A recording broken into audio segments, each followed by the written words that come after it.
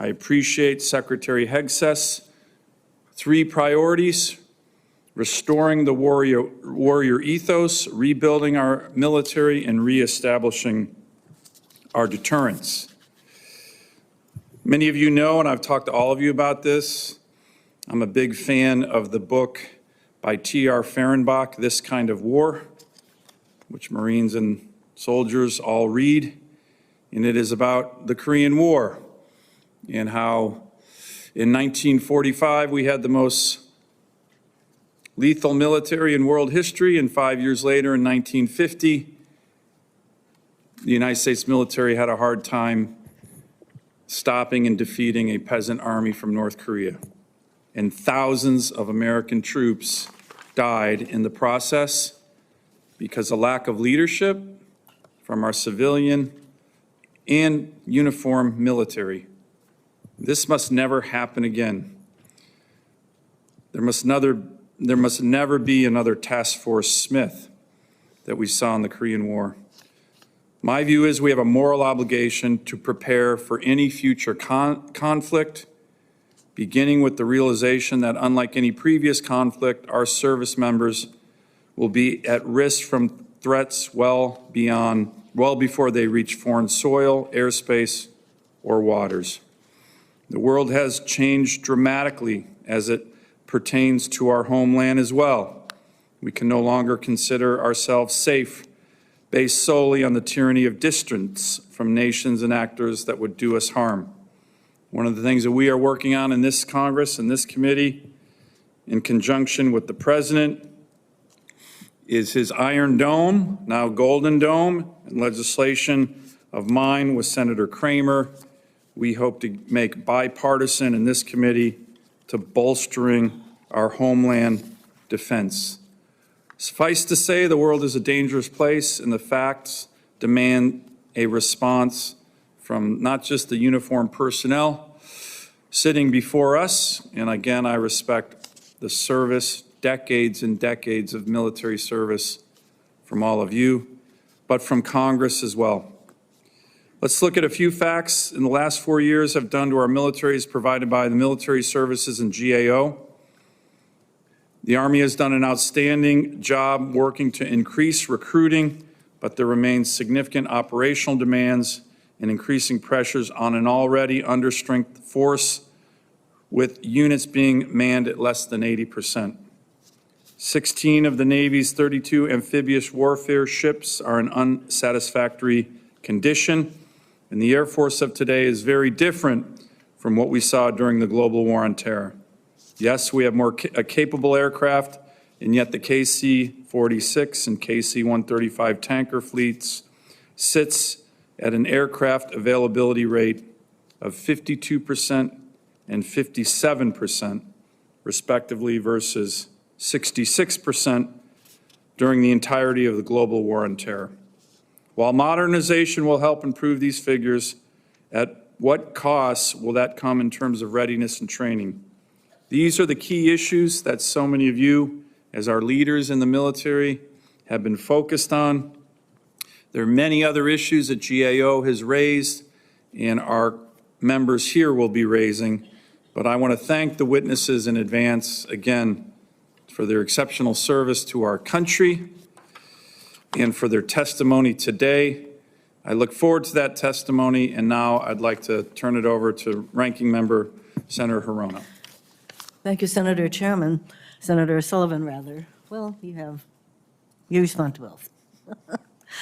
Gentlemen, thank you for your dedicated service to our nation, and I thank the service members in each of your respective branches as well. Ms. Maurer, it's always great to have you back and to see you. The tireless work that you and your team deliver to Congress every year is instrumental to each NDAA.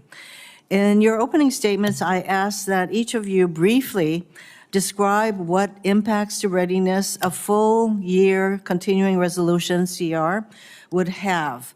For example, billions in military construction and family housing projects would not occur in a full CR. So please, for all three of you, I would like you to briefly go over what the impacts of a full CR may be, a year CR. So even without a full CR, readiness challenges range from retaining a skilled civilian workforce, balancing modernization with legacy platform maintenance, and training to core missions. And yet, while Congress provides ample resources to DoD every year, we still see delays in ship maintenance, cost overruns in military construction projects, and avoidable problems with family housing and barracks.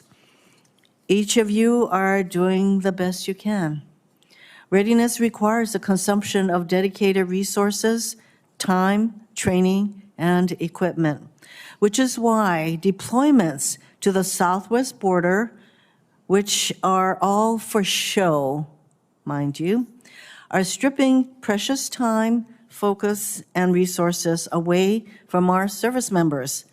In its request for assistance from DoD for fiscal year 25, the Department of Homeland Security, DHS, acknowledged that tasks at the southwest border require no specific military training, skill set, or specialty to perform Customs and Border Protection, CBP, duties.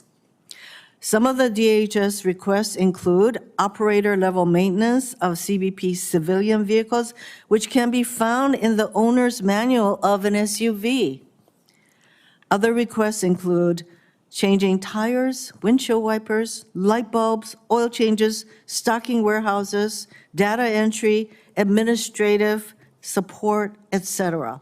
In 2019, DoD discontinued support like this because they found units were not performing core military functions, and continuing to do so would adversely impact readiness and morale. Yet, here we are again. Perhaps having elite warfighters from the 101st Mountain Division change oil in Chevy Tahoe, or mechanized infantry of a Stryker Brigade combat team overseeing the stocking of civilian warehouses and data entry on the CBP computers are what Secretary Hegseth envisions when he talks about lethality. But those non-military roles do not sound like they contribute to restoring the warrior ethics, and they certainly do not rebuild readiness. So these are slogans that Secretary Hegseth likes to throw out, but the reality is our troops are being deployed to the southwest border to do things which does nothing to, it does nothing to contribute to readiness. DoD has written a blank check, moreover, to DHS for its time, personnel, and resources. And as it stands now, DoD is electing to do all of this on a non-reimbursable basis in an open-ended timeline. Incredible. We are not even 2 months into this administration yet. Here are some of the opportunity costs to date. Marines are missing the chance to train in a bilateral exercise with our allies and partners. Army soldiers will miss a combat training center rotation.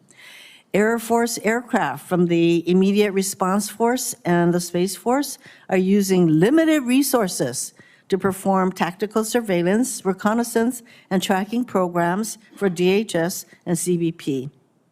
Where will the readiness of our forces be 60 days from now and beyond?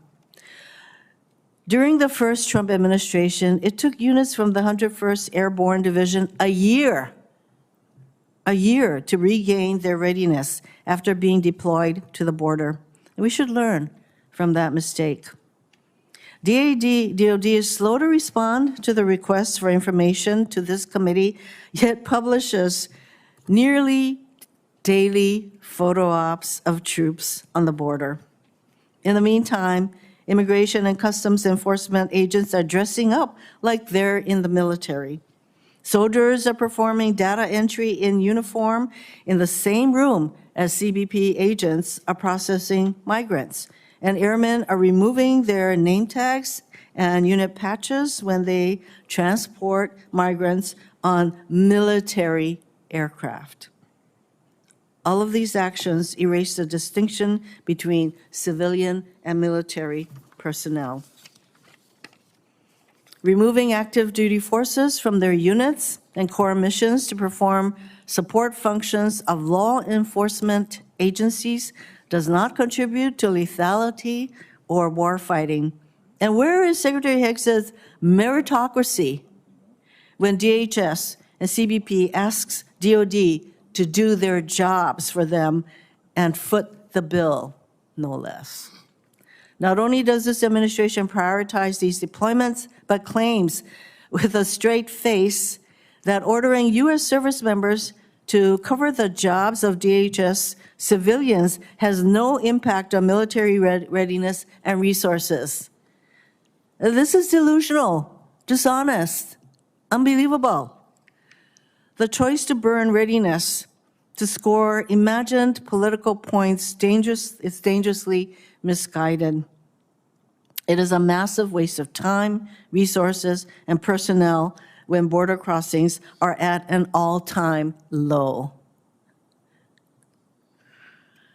In closing, again, I wanted to thank the Vice Chiefs and Ms. Maurer for their service, for being here, for your hard work, insights, and leadership. And I would really appreciate a frank discussion with you today. Thank you very much, Mr. Well, Chairman. thank you, Senator Hirono. I appreciate your renewed found focus on readiness. I'm just thrilled about that. And by the way, we've been sending troops to the border for decades. My first deployment as United States Marine, I came back from a Westpac 31st MU deployment under President Clinton after being in the Taiwan Strait, and half my battalion immediately got sent to the border. So this has been going on for quite some time, and it's nothing new, but I appreciate your Mr. Chairman, focus I on don't it. think it serves our purposes because you Well, and we're I gonna have get- worked we're gonna get into together that. for you to personally insult me. I'm not okay? insulting you at all. Thank you. I'm not insulting you. I'm just glad you're focused on That's what it readiness. felt like. But my Democrat colleagues and the Biden administration haven't always been so focused, but it's great that you guys are. So with that, I would like to begin our testimony.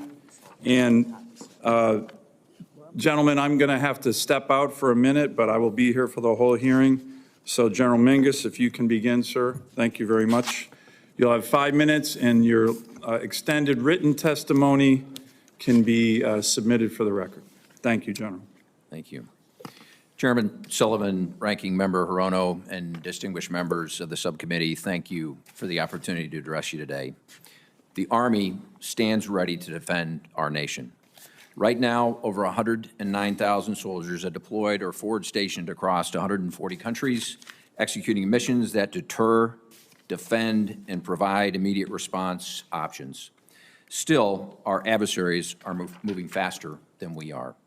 That is why we are reorganizing our formations, refining how we fight, and modernizing faster than ever, pushing new capabilities into the force in months, not years. Under Transformation in Contact, or TIC, which I will talk about throughout, we are enhancing our tactical networks, rapidly fielding UAS, counter-UAS, electronic warfare systems, and increasing mobility across our formations. In the last 9 months, TIC delivered 11 new capabilities and technologies to warfighters across the 101st, the 25th, 10th Mountain, and 34th Infantry Divisions. In FY25 and 26, we'll expand this to TIC 2.0, and it'll encompass all units within the 101st, 25th, 82nd, 4th Infantry Division, and additionally, it will extend to include additional armored and Stryker brigade combat teams. We will also scale to integrate 3 multi-domain task forces and further integrate Army National Guard units. Central to the Army modernization are our command and control, integrated air missile defense, and long-range precision fires. Next Generation Command and Control, or Next Gen C2, will provide resilient data sharing and real-time situational awareness, enabling warfighters to synchronize combat power across all domains. We are also improving our layered air defenses, expanding Patriot formations, increasing short-range air defense battalions, and adding directed energy systems capable of countering most or more sophisticated UAS threats. Additionally, The Army's long-range hypersonic weapon will soon be operational by the end of this year, adding unprecedented speed and range to our arsenal, both for us and the Navy. At the heart of those efforts is the health and effectiveness of our organic industrial base. We continue to execute our $18 billion, 15-year plan to modernize 23 depots, arsenals, and ammunition plants. Newly established facilities in Lake City, Missouri, and Mesquite, Texas are expanding 6.8 millimeter and 155 munition productions, while for the first time in 40 years, TNT production is being reestablished in the United States to reduce reliance on foreign suppliers. However, weapons and equipment do not define readiness, soldiers do. And the Army is making targeted investments to ensure that they can focus on their mission, new barracks and construction, modernizing efforts, and replacing outdated housing. Dining facilities are being updated to provide more flexible, nutritious options, and the Holistic Health and Fitness Program, or H2F, embeds experts directly into our units to ensure peak human performance. Recruiting remains a priority. The Army exceeded its goal in FY24 with over 55,000 new soldiers, and we're targeting 61,000 this year, and we are currently 72.7% of that goal for this year. 44,358 as of this morning, which is 50% ahead of where we were this time last year. I'll end on budget. With no budget increases to offset inflation and reducing buying power, the continual growth in the cost of paying allowances is crowding out the Army's ability to modernize its force or maintain its infrastructure. The Army essentially has three levers to address top-line shortfalls: end strength, readiness, and modernization. Our end strength is approximately 25,000 personnel less than the improved structure, resulting in undermanned formations and overtaxed high-demand units, such as Patriot battalions. Additionally, the Army has had to slash its modernization budgets by billions over the last few years. As a result, procurement is reduced to minimum sustainable rates, delaying fielding of new material to formations, and research and development has been cut, slowing technological advances. Ultimately, the Army can afford a large, ready, or modern force, but with the current budget, it cannot afford all three. Either we provide soldiers the capabilities needed to win, or we accept greater risks in other areas. But whatever risk we accept now, we will likely pay for it later, not in delayed projects or budget adjustments, but in real-world battlefield consequences. We need to invest in the things and training our soldiers need for the next fight, not the last fight. Thank you. Thank you, General. Admiral?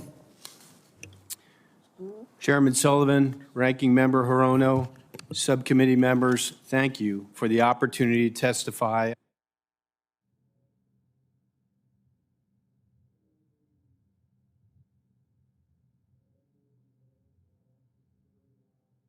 of the United States around the world. Your oversight and funding help us to be ready when the nation calls. In the past year alone, American sailors have defeated hundreds of drones and missiles and carried out dozens of offensive strikes in the Red Sea and the Eastern Mediterranean. They have strengthened alliances and deterred aggression in the Western Pacific, and they have used unmanned systems to counter the flow of illegal narcotics across the southern border. In short, remains postured, resting, and neither will we. To improve with urgency. I've spoken to several of you about a sustained focus on adapting the mindset, skill set, and tool set to drive meaningful process improvement. Consistent and predictable funding is foundational to our improvement efforts. The Navy will need to make hard choices this year if we are operating under a full-year continuing resolution.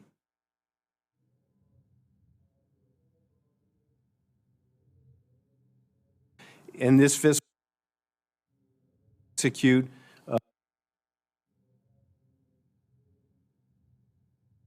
will slow our progress to get weapons and equipment we need to modernize our fleet. And we will also slow shipbuilding, including our amphibious warships.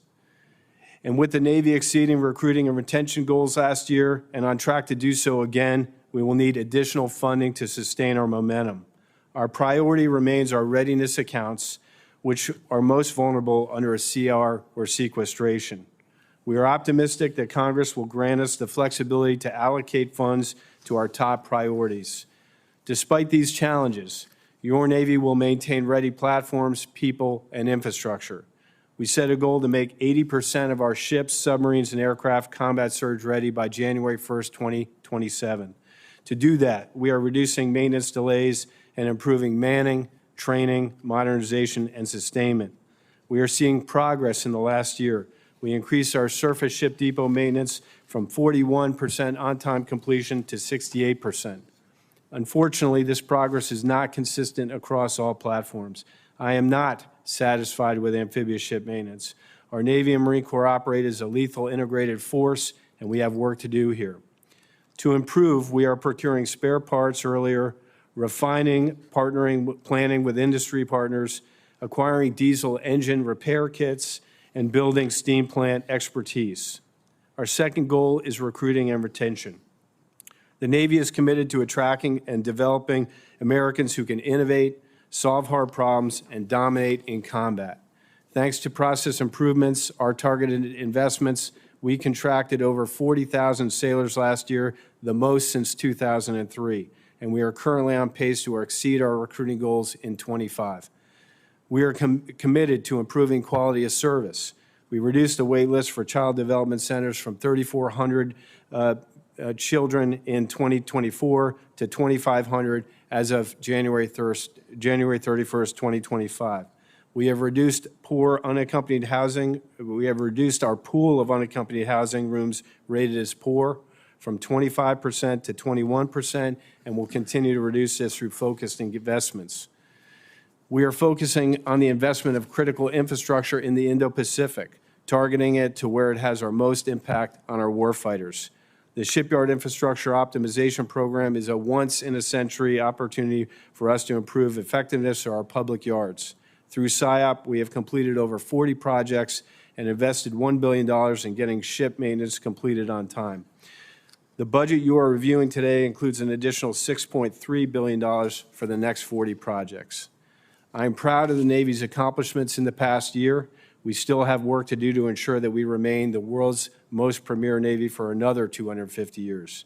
Your leadership and support are critical to Navy readiness. On behalf of our sailors, civilians, and families around the world, thank you. I look forward to your questions. Thank you, Admiral. General.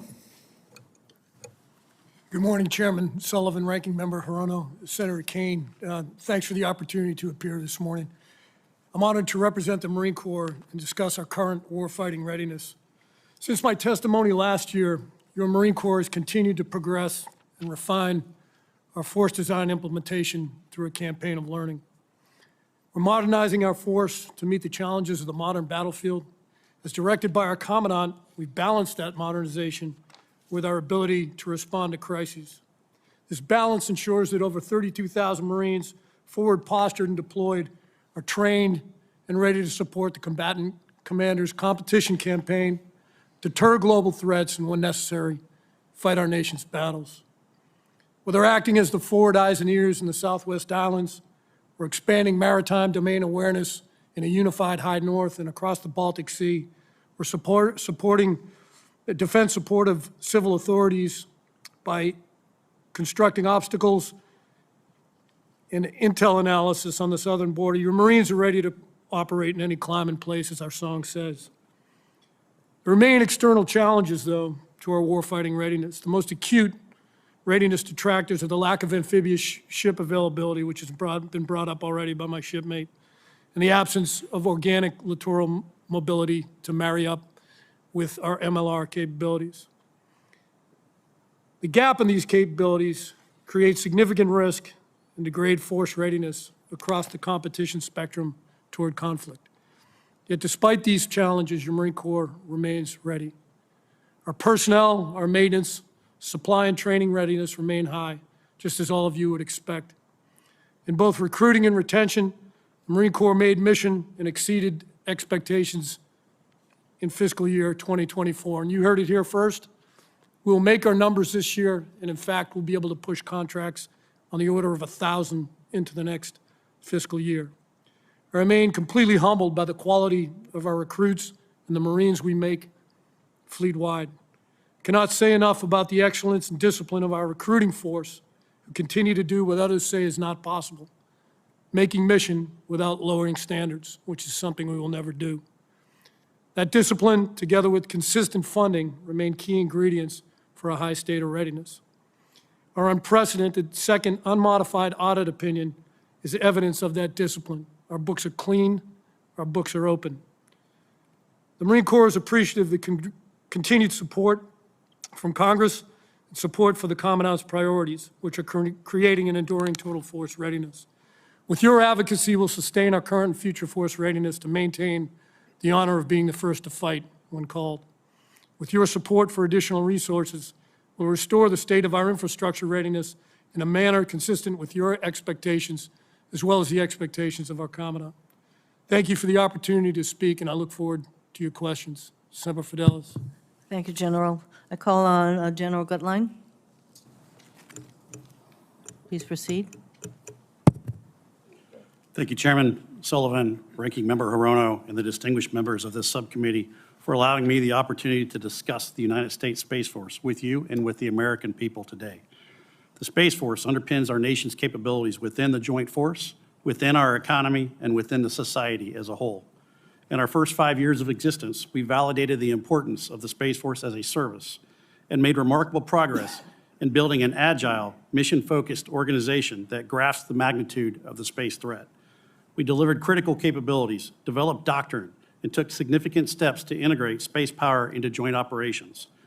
We are now comprised of approximately 15,000 Guardians, including officers, enlisted, and civilian personnel, and we are integrated into other DoD components, the intelligence community, our allies, and commercial partners, maintaining maximum readiness and securing our advantages in space. Our military is faster, better connected, more informed, precise, and lethal based on our ability to harness space. The world's use of space is growing at an accelerating rate, demonstrated by a significant growth in space launches and an increase in active spacecraft in orbit. As access to and the use of space grows, the strategic landscape in space is becoming increasingly complex and perilous. What were once theoretical threats are now daily occurrences. I have observed our adversaries' actions, and they are employing new capabilities to counter our advantages. Our competitors are jamming GPS signals, spoofing and disrupting satellite communications, and developing advanced anti-satellite weapons. Unfortunately, this behavior has become the norm rather than the exception, creating an increasingly hostile environment and putting at risk our continued freedom in the space domain. To meet these challenges, the Space Force is accelerating our transformation as a warfighting service through our theory of success called competitive endurance. Competitive endurance is the bedrock of our ability to deter and, if necessary, defeat our adversaries. It deters them from extending conflict into the space domain and enables the joint force to achieve space superiority while preserving the long-term safety, security, and sustainability of space. This approach ensures we avoid operational surprise, deny first-mover advantage, and engage in responsible counter-space campaigning, all of which result in deterring aggression and, if necessary, decisively defeating challenges to our way of life. An essential requirement supporting competitive endurance is Guardian development. We are focused on purpose-built training to meet the unique needs of the Space Force. Our Guardians are dedicated warfighters who understand the gravity of the threats that we face. We must ensure that they have the necessary training, resources, and unwavering commitment to continue to face these threats head-on. Also essential is our continued integration as a critical component of the joint force in fostering enduring partnerships with the commercial sector and our allies around the world, which will allow us to overcome resource constraints and build a resilient hybrid space architecture, forging the Space Force we need. At only 3% of the DoD budget, the Space Force offers an immense value proposition for the joint force and for our nation. However, it is woefully under-resourced to meet the nation's demand for space capabilities. We must increase investment to deter the threat and, if necessary, decisively defeat challenges to U.S. space superiority.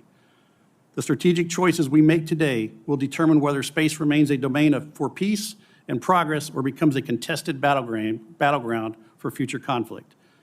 The Space Force is committed to ensuring a future where space remains a source of American strength and a foundation for global security.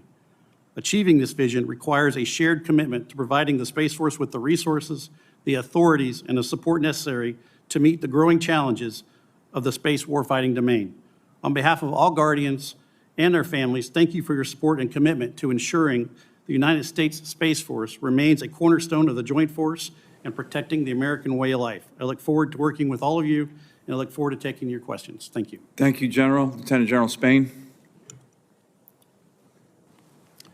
Chairman Sullivan, Ranking Member Hirono, and members of the subcommittee, thank you for the opportunity this hearing provides to talk about the elements of readiness for the Air Force. The four primary pillars being parts and supply, people, flying and training, and current infrastructure. To these, I would add elements for future readiness, rebuilding acquisitions, long-term sustainment, and recruiting and retention at a relevant pace and scale, all in a way that reflects our shared purpose. Senators, I can confidently state that your United States Air Force stands ready and able to defend America's homeland, ensure a robust nuclear deterrent via our two legs of the triad, and project power around the world to deter and win as the nation requires. It is our solemn duty, and your airmen are ready. It is also a fact that today's airmen will do so with the oldest airplanes, the smallest force, and with fewer monthly flying hours than at any point in our history. Airmen have and always will get the job done, but today they do so at elevated risk. Meanwhile, China's military forces are expanding and modernizing. Their nuclear modernization, long-range missile proliferation, and recent test flights of two sixth-gen aircraft is simply further evidence of the elevated threat in this strategic environment. Conflict is certainly not desirable, nor is it inevitable. It is our responsibility to be prepared should diplomacy or deterrence fail. Often, we have focused on the individual elements of readiness and not how they must be synchronized to create a warfighting capability over time. Even in this hearing, we will likely talk about individual programs and individual projects, all of which are very important. But the previous strategic environment, mostly permissive and without a significant challenger, allowed us the luxury of segmented attention, priority, and risk. Today's strategic environment does not. Today's readiness requires a synchronized approach.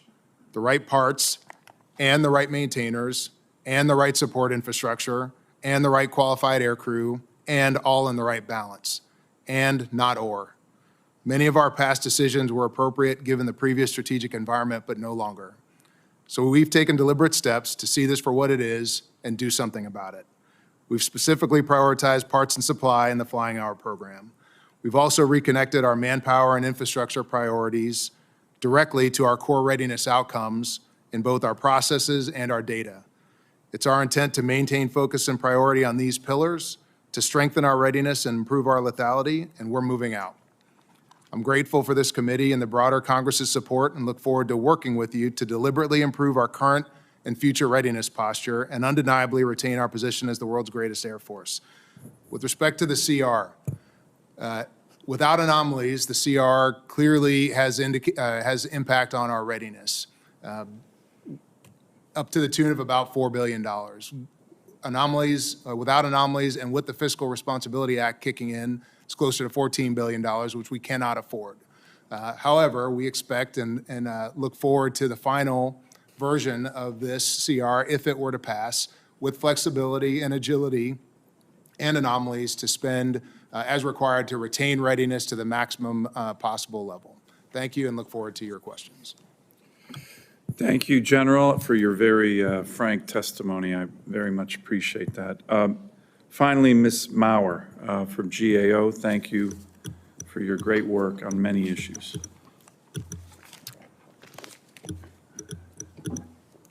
All right. Well, good morning, Chairman Sullivan, Ranking Member Hirono, and other members.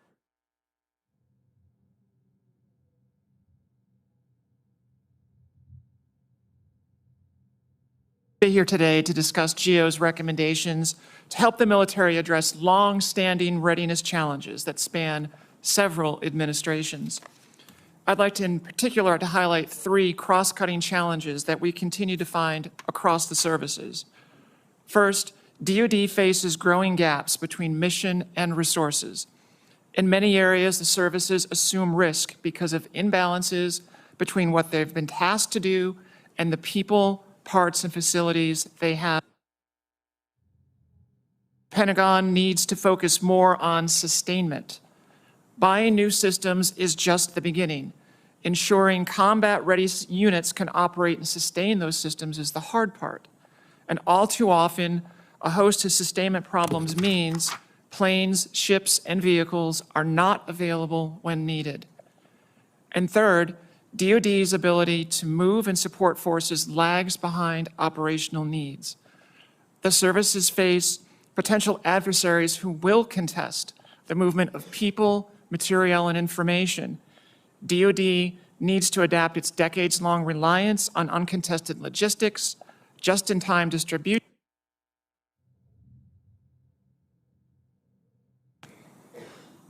My written statement summarizes reports with over 100 recommendations to help address these challenges. So for example, the Navy needs an industrial-based strategy to help get better results from the private companies that repair and build ships.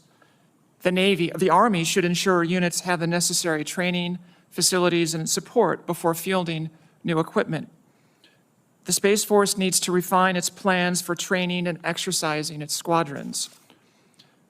The Navy should coordinate with the Marines to fix amphibious ships and reach agreement on what it means for a ship to be available. DoD should decide when and how various services will assume sustainment responsibilities for missile defense systems. And for the F-35 program, DoD needs to reassess the balance of sustainment responsibilities between contractors and services and ensure maintainers have access to the technical data they need to meet operational mission needs. Now, GAO's recommendations will help improve military readiness, and that's the heart of what we do at GAO. We help improve the government. Now, we're currently in the midst of a vigorous national debate about improving the effectiveness and efficiency of the federal government. GAO's independent, nonpartisan role in the legislative branch is as important now as it has ever been. We will continue to provide facts, analyses, and recommendations to this committee and to all 535 members so you can execute your congressional oversight of executive branch programs and activities. Thank you for the opportunity to testify this morning, and I look forward to your questions. Thank you, Ms. Maurer, and I agree with you that you guys do excellent work. I recently had the opportunity to highlight your work on the Navy industrial base issues to our incoming Secretary of the Navy, and I think that was an excellent report. So I'm going to begin with just a line of questions. By the way, it's great to have our chairman of the full committee here. It shows the importance of this subcommittee and the topics we're tackling today. I will begin my questioning for all 6 witnesses, so please try to be brief. It's going to focus on bad news, good news, and flexibilities. So what do I mean? You've already touched on it. General Spain, you did a good job. The CR, right? I think from a readiness standpoint, none of us think this is helpful. What would be worse, in my view, is a government shutdown. So the impact of the CR, and then very importantly, and General Mingus, you and I had the opportunity to talk about this yesterday, flexibilities that you would like us to provide you in the future NDAAs on budgeting. That's a topic that when we deal with these CRs, unfortunately, it's been a way of life for our military for many years. It's a failure on the part of Congress. But what kind of flexibilities do you need to be more ready that you could use? And this could be very broad or very specific. And then the good news, very quickly, we've had a turnaround in recruiting. I think it has a lot to do with some of the comments I made in my opening statement, where the last 4 years our military was not focused on lethality and war fighting and why young men and women join to fight and defend their country. It was focused on other stuff, irrelevant stuff, and it hurt recruiting. Why do you think, where are you on recruiting, and why do you think there's been such a dramatic turnaround? So those are the questions I'd like each of you to answer. We'll start in the lineup here. General Mingus, if you can hit on all 3 of those. Thank you, Chairman. A full year-long continuing resolution impact, yes. to the degree and the severity is unknown, as was kind of talked about earlier, based on the anomalies that come out of this, the puts and takes in the various lines in the budget, what is plussed up and not. We'll have to take a couple of days to kind of fully, if it is actually enacted before the end of the week, the true impact. But new starts, spending limits, spending power and buying power, those are critically the ones that always rise to the top. And we've never had a year-long continuing resolution. This will be the first for the Department of Defense. So a lot to be determined in terms of what those impacts are going to be. Flexibility, sir, you and I talked about this last night. We all submitted a J-book and a budget almost 18 to 20 months before we actually see an enactment in an appropriation. A lot can happen in that 18 to 20 months. Every line of accounting, every piece of equipment, every radio has its own individual line within the J-books that come back in our budget line items on the back end of appropriations. For high-tech things, UAS, counter-UAS, high-tech command and control systems that evolve at a rate faster than our budget cycle, we would like to compress those lines to allow us to move in year of execution those monies to new things that come online in year of execution. If you can work with us, all the services with regard to language on those kind of flexibilities are really important, I think needed, and something that we could work on to get in the NDAA. Sir. And I yield my time to the others because I went pretty deep in recruiting. Just for the committee's sake, real quick here, I mean, we talked about it, but just for on the record, I think it's important for lessons learned on recruiting. Who you recruit, where you recruit, how we recruit, more professionalization of our recruiting force, expanding the population, all those things that we've been working for the last 18 to 24 months, we believe are coming to fruition this year. We've seen momentum unlike we have seen in probably a decade. We're at 50% ahead of where we were last year, 73% of missions. So as I said in my opening statement, just over 44,000 of a mission of 61,000. I think as you and I talked last night, we're going to have the opposite problem we did a couple years ago where come this summer, we may have an end strength that's actually bigger than what we have an appropriations for. But Well, again, maybe we can work on that. Admiral, and again, I'll yield time back. These are important questions, but we'll get through all of them. Go ahead, Admiral. Sir, hey, two bit buckets. One, the CR. Yep. Major impact on us. We've gotten used to partial CRs. As General Mingus says, this is our first full year CR. So we'll have to figure that out. And we're looking forward to flexibility, anomalies, authorities to address the kind of things that General Mingus talked about. Let me just use one specific example. 2 years ago, probably a little more than 2 years ago, we were thinking about counter-UAS. We weren't thinking about counter-UAS from the perspective that we've grown to appreciate in the Red Sea. Yeah. So the ability to turn quickly and use money and have the flexibility to address those things as we're trying to do with the Forward Strike Group, where we're bolting on systems that are more effective for counter-UAS like Coyote and Roadrunner, those are all appreciated and hard to do in a CR. So I'd give you that piece, that the flexibilities, and for us to work through it. There's a merge with the next topic, which is recruiting. We've made some progress in the Navy as the other services have. We have stormed the problem. We understand, and you and I went over, and Ranking Member Hirono and I discussed what we did in the Navy to break down the problem and understand what it takes to make a productive recruiter. So I think there's renewed focus and clarity on that. We've done the things General Mingus has described, where we've spread to zip codes to get every available person into the Navy, and we're ahead of goal. Right now, our projection was 12,000 contracted. We've contracted 14,000. We were supposed to have 12.2 thousand shipped. We've shipped 12.7 thousand. So we're ahead of goal. I'm very concerned about the CR and the impact on that machine and slowing it down. So for us, we want to maintain course and speed, accelerate, and bring in all the people we need to close down our gaps at sea. CR makes that a little more challenging. Great. I'm going to yield back to Senator Hirono. I'll get through this line of questioning. I do want to do a recognition, Admiral, to the sailors and Marines who have been deploying all over the world, and in the Red Sea in particular, remarkable performance in terms of shooting down all the incoming missiles and drones at your ships. My understanding, it's the most combat that the Navy's undertaken in terms of serious missile threats to our ships since World War II, and you've done it incredibly well. So to all the sailors and Marines on those deployed ships for the great job they've done, thank you from the entire United States Senate. Senator Hirono. Thank you, Mr. Chairman. I get that a full-year CR is going to present some very unique challenges for all of our services, including our Space Force. So we will do what we can to help you all.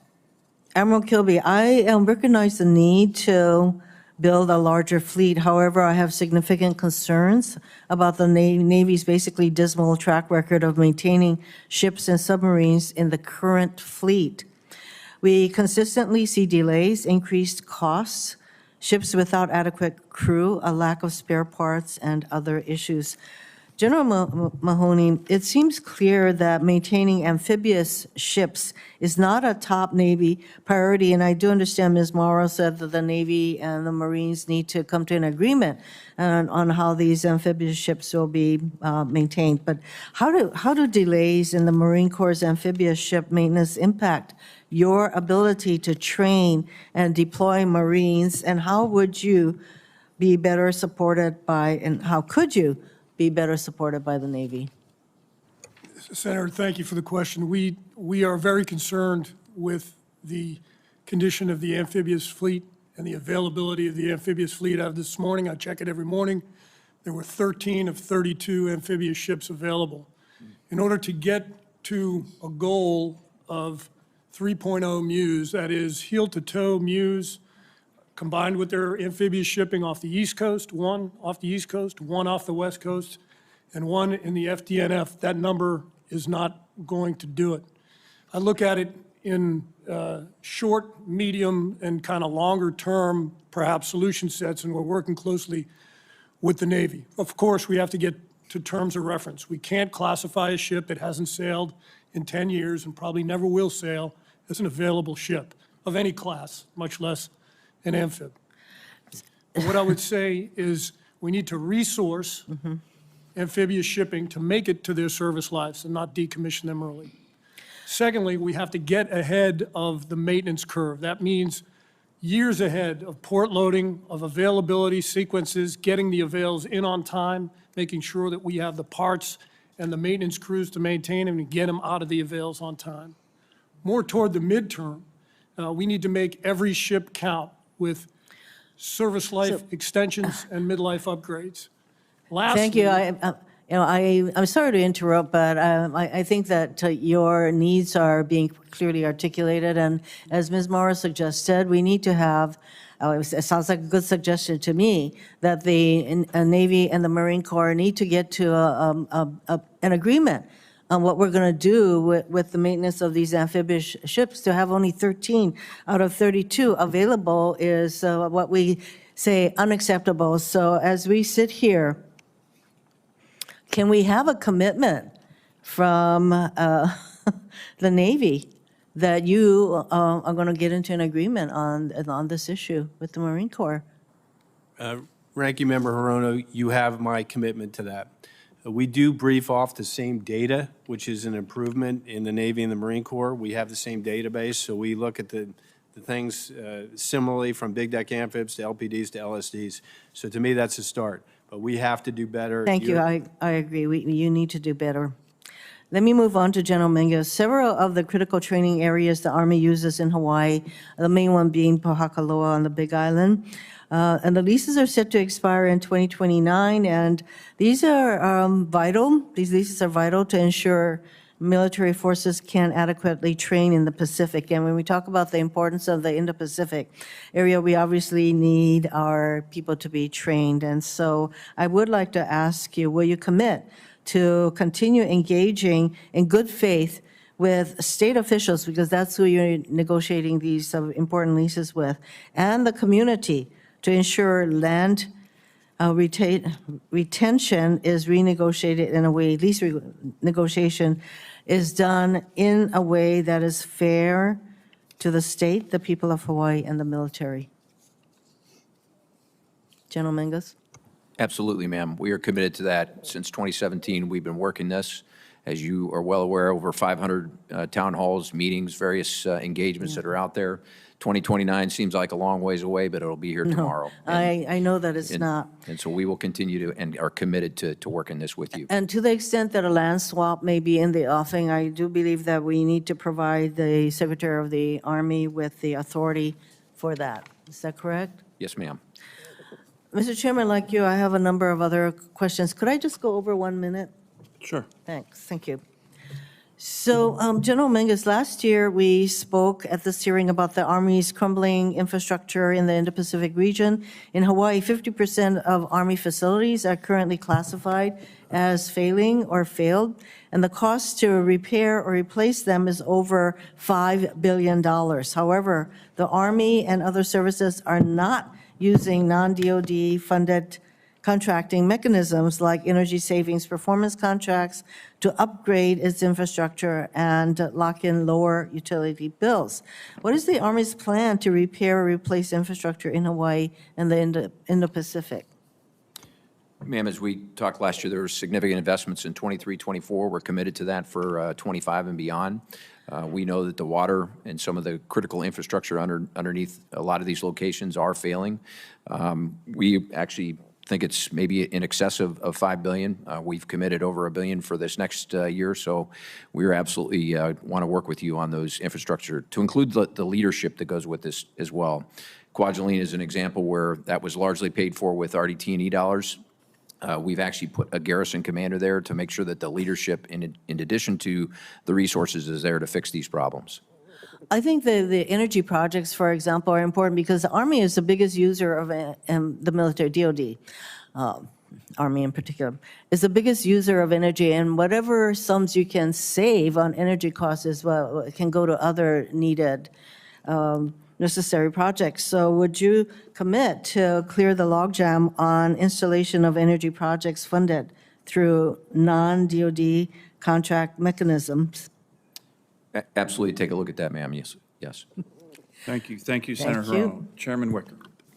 Well, Chairman, I surely am glad you gave Senator Hirono a few extra moments. You offered me an opening statement, and so I may take those few extra moments. You are the chairman of the committee. You can do whatever you want. Thank you. But I also want to congratulate Chairman Sullivan and Senator Hirono for their leadership in calling this hearing. It's a terrific panel, and it's been great so far. Let me say this about the CR.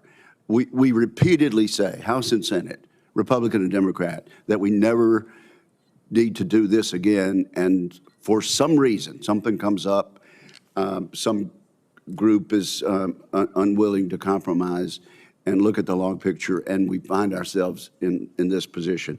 I will say this about the fact that this is the first year-long CR for the Department of Defense.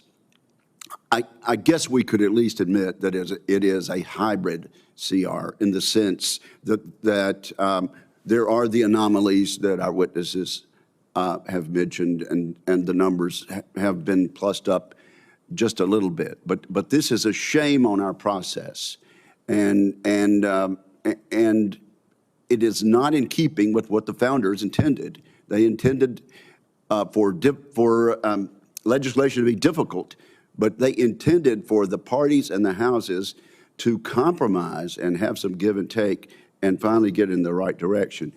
In my view, Mr. Chairman and Ms. Ranking Member, the real flaw in the CR that we'll be voting on later this week is that it doesn't provide enough money. Regardless of the anomalies and the tiny plus-ups here and there, regardless of that, it does not provide adequate support for the military and for the challenges we have from four adversary nations, pacing challenges plus Russia, plus North Korea, plus Iran, that like never before have worked together to bring us ill. And it is contrary, Mr. Chairman and Madam Ranking Member, to the voice of the Senate in the National Defense Authorization Act, which plussed up national defense out of the Armed Services Committee and from a bipartisan vote on the floor, about $25 billion. We couldn't get that done in conference, and so we are where we are on the authorization. But were it not for the prospect of a reconciliation bill that adds $150 billion for vital national security purposes, I could not vote for the continuing resolution as it is. Unless something changes, I'll have to swallow my words again this year and go ahead and pass it, because the alternative is so unpalatable and so dangerous. But I will say this: based on what we see, and based on what is in this continuing resolution, $150 billion in the reconciliation bill may not be enough.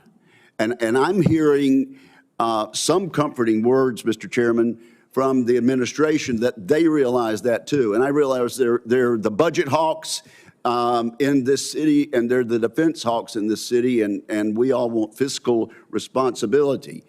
But I'm telling you, $150 billion in the reconciliation bill may not be enough based on the way we have treated defense over the past few years and based on what we're about to do this week. So thank you all for doing what you can with the authorities and anomalies and little plus-ups that we give you. In the time I have to ask questions, let's talk about the ability, and I'll direct this to you, General Mingus, the ability of our reserve component to be ready for potential conflicts with near-peer adversaries. If a conflict began today, General, is the Army Reserve component manned, trained, and equipped appropriately to be successful? I would say it would depend on the type of organization within the Guard and the Reserve, sir. We meet our directed readiness tables requirements in terms of the active component, the Guard and the Reserve, in terms of what are required inside those immediate forces that are needed inside of 10 days, 30 days, and 45 days. Once you get beyond that, then it is not as pretty as you would see. This last year, we did have to bring down in the op-tempo accounts for the Guard and Reserve. We typically like to keep them at 85% of their training requirements. We had to bring that down a little bit this year because of the top line that we were at. So there is concern. Now, as a result of that, the Secretary and the Chief and all of us are taking a look at what is the right balance between the active Guard and Reserve, and what mission sets should be in those. And there's an active look at all of that. Well, don't you wish you didn't have to begin your answer with "it depends"? I wish you didn't have to begin your answer with "depends." With "it depends." You talked about the balance. How about the balance between the types of reserve units? And that's what I mean, sir. So, for example, our petroleum capacity is almost all in the reserve component. We know that we're going to need some of that capability early on in a fight, and so do we need to move some of that from our reserve component into the active component? So that's some of the analysis that we're looking at. Okay, let's go to Admiral Kilby. It seems that we're picking on that end of the table so far today. Admiral Kilby, the Navy spends billions of dollars each year to operate and maintain its combat surface ships. Those surface ships are vital to combat, deterrence, defense of the homeland.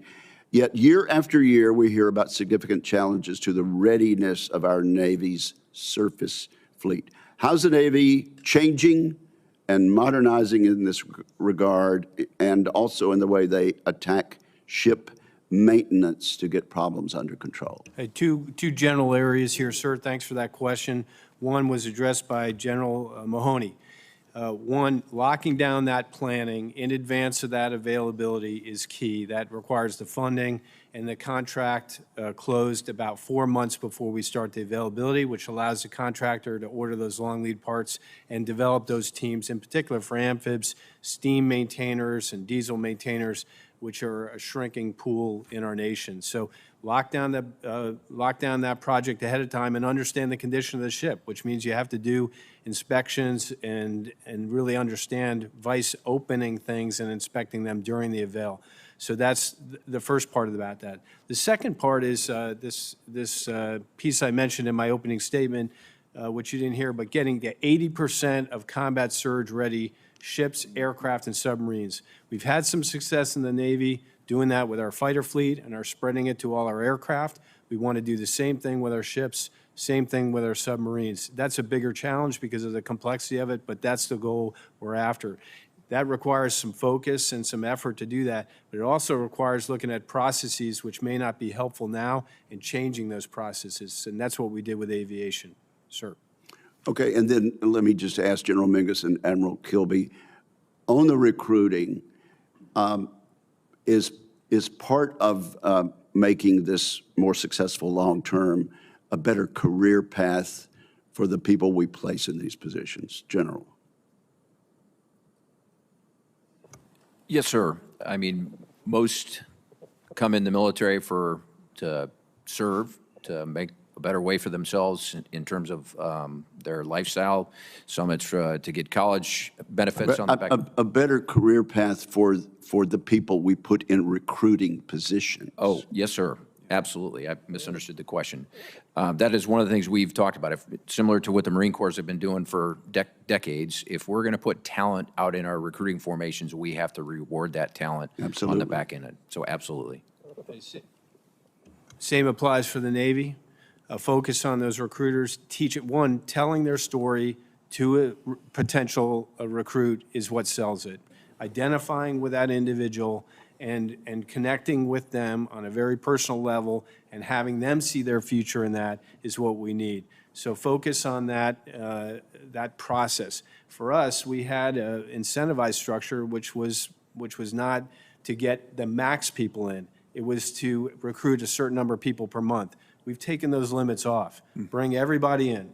Don't save up recruits for next month. Bring them all in as soon as you can, and that will either fill up our delayed entry program or get those sailors to boot camp as soon as possible. That's been our success. Okay, Mr. Chairman, I want people in the military who are assigned to our recruiting programs to say, thank gosh, I got this great position. My career path looks bright because I've been put on a fast track by being a recruiter. That's my point. Well, General Mahoney, you want to comment on that? Because the Marine Corps has been doing that for decades. Yes, I would. Of the three things that I think are the pillars of our success in recruiting, the main one is a professional recruiting force. These people are screened, slated, handpicked, incentivized while they're in the job, typically will get meritorious promotions, and when they get out, what we find is when they return to the fleet, they are some of our strongest officers and staff NCOs. The Commandant was a recruiter. Most commandants have Most been commandants have been recruiters. Most of our general officers have been recruiters. Among our most successful staff NCOs, the Sergeant Major of the Marine Corps was a recruiter. So as far as Senator Wicker seeing a path, that's baked in to how we make our recruiters, and they're a breed apart. Thank you, Mr. Chairman. Thank you, Mr. Chairman. And Admiral, just real quick, 80%, you hit that with naval aviation on maintenance, right? Or no, on readiness. We certainly hit it with fighters. I get a report every week on every type model series of aircraft in the United States Navy. We're not hitting it in CMV-22s. That's another story. We got it, but that's our goal, is to get there. Across the board for every type model series, it requires a different level of attention and daily and visual management by the air forces in the Navy to make that happen. We want to apply that same level of focus to our surface ships and our submarines. Great, good. Senator Kane. Thank you, Mr. Chair. And like others, I'm just going to talk about the CR first. You know, I came on this committee in January of 2013, and every year, you all and your predecessors sit before us and tell us that a CR is a bad thing, and we don't listen to you. You know, I mean, at some point, you got to measure by the action, not by the words that we say. We've allowed a CR to be normal from October 1 to the end of the calendar year. That's just kind of the norm. but we've often gone beyond that into the next calendar year. And we stand on the threshold of the first time where we've just gone a CR for the entire year.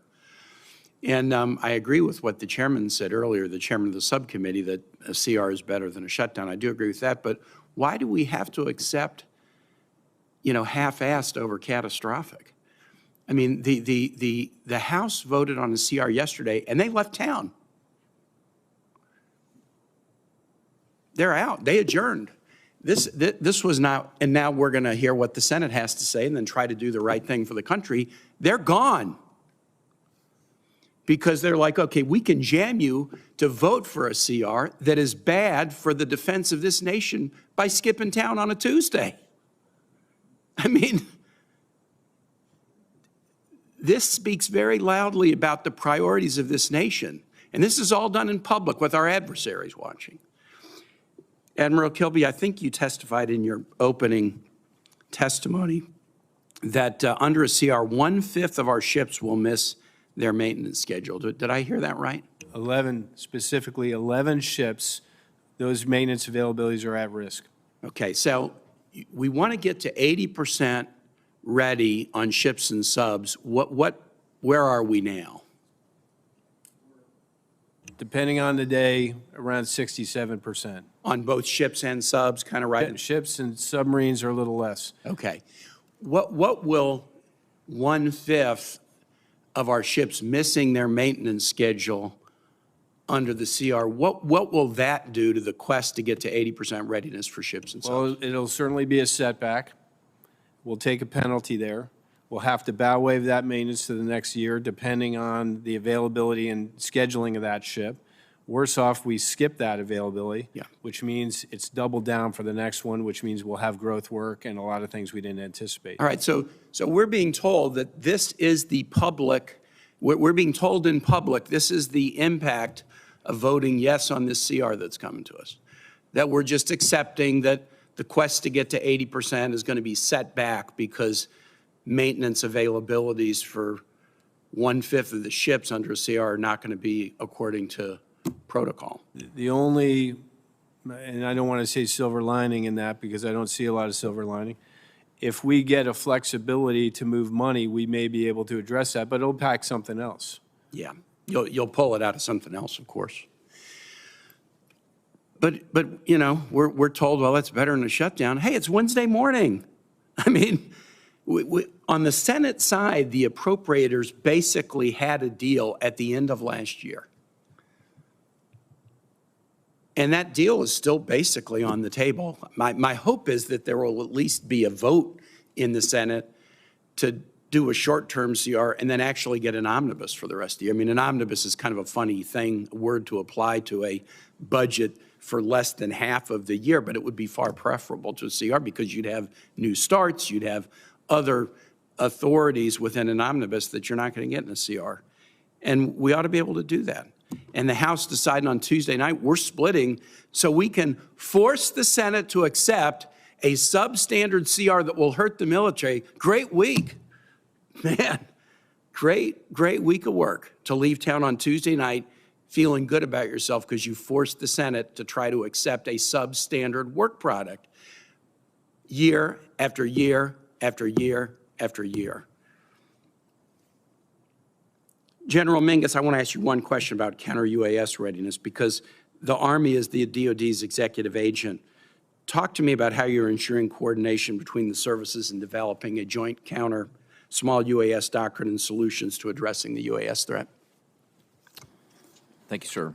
As the executive agent, you're well aware of the Joint Counter-UAS Office, or the JCO, that is run by but it is a joint entity. Yeah. And everybody that's sitting at this table, there's probably very few weeks that don't go by where we don't come together to talk about this problem set, whether it's in the venue of what Replicator 2.0 is going to bring across 100-plus sites across the country, to now what is going to be part of the Golden Dome.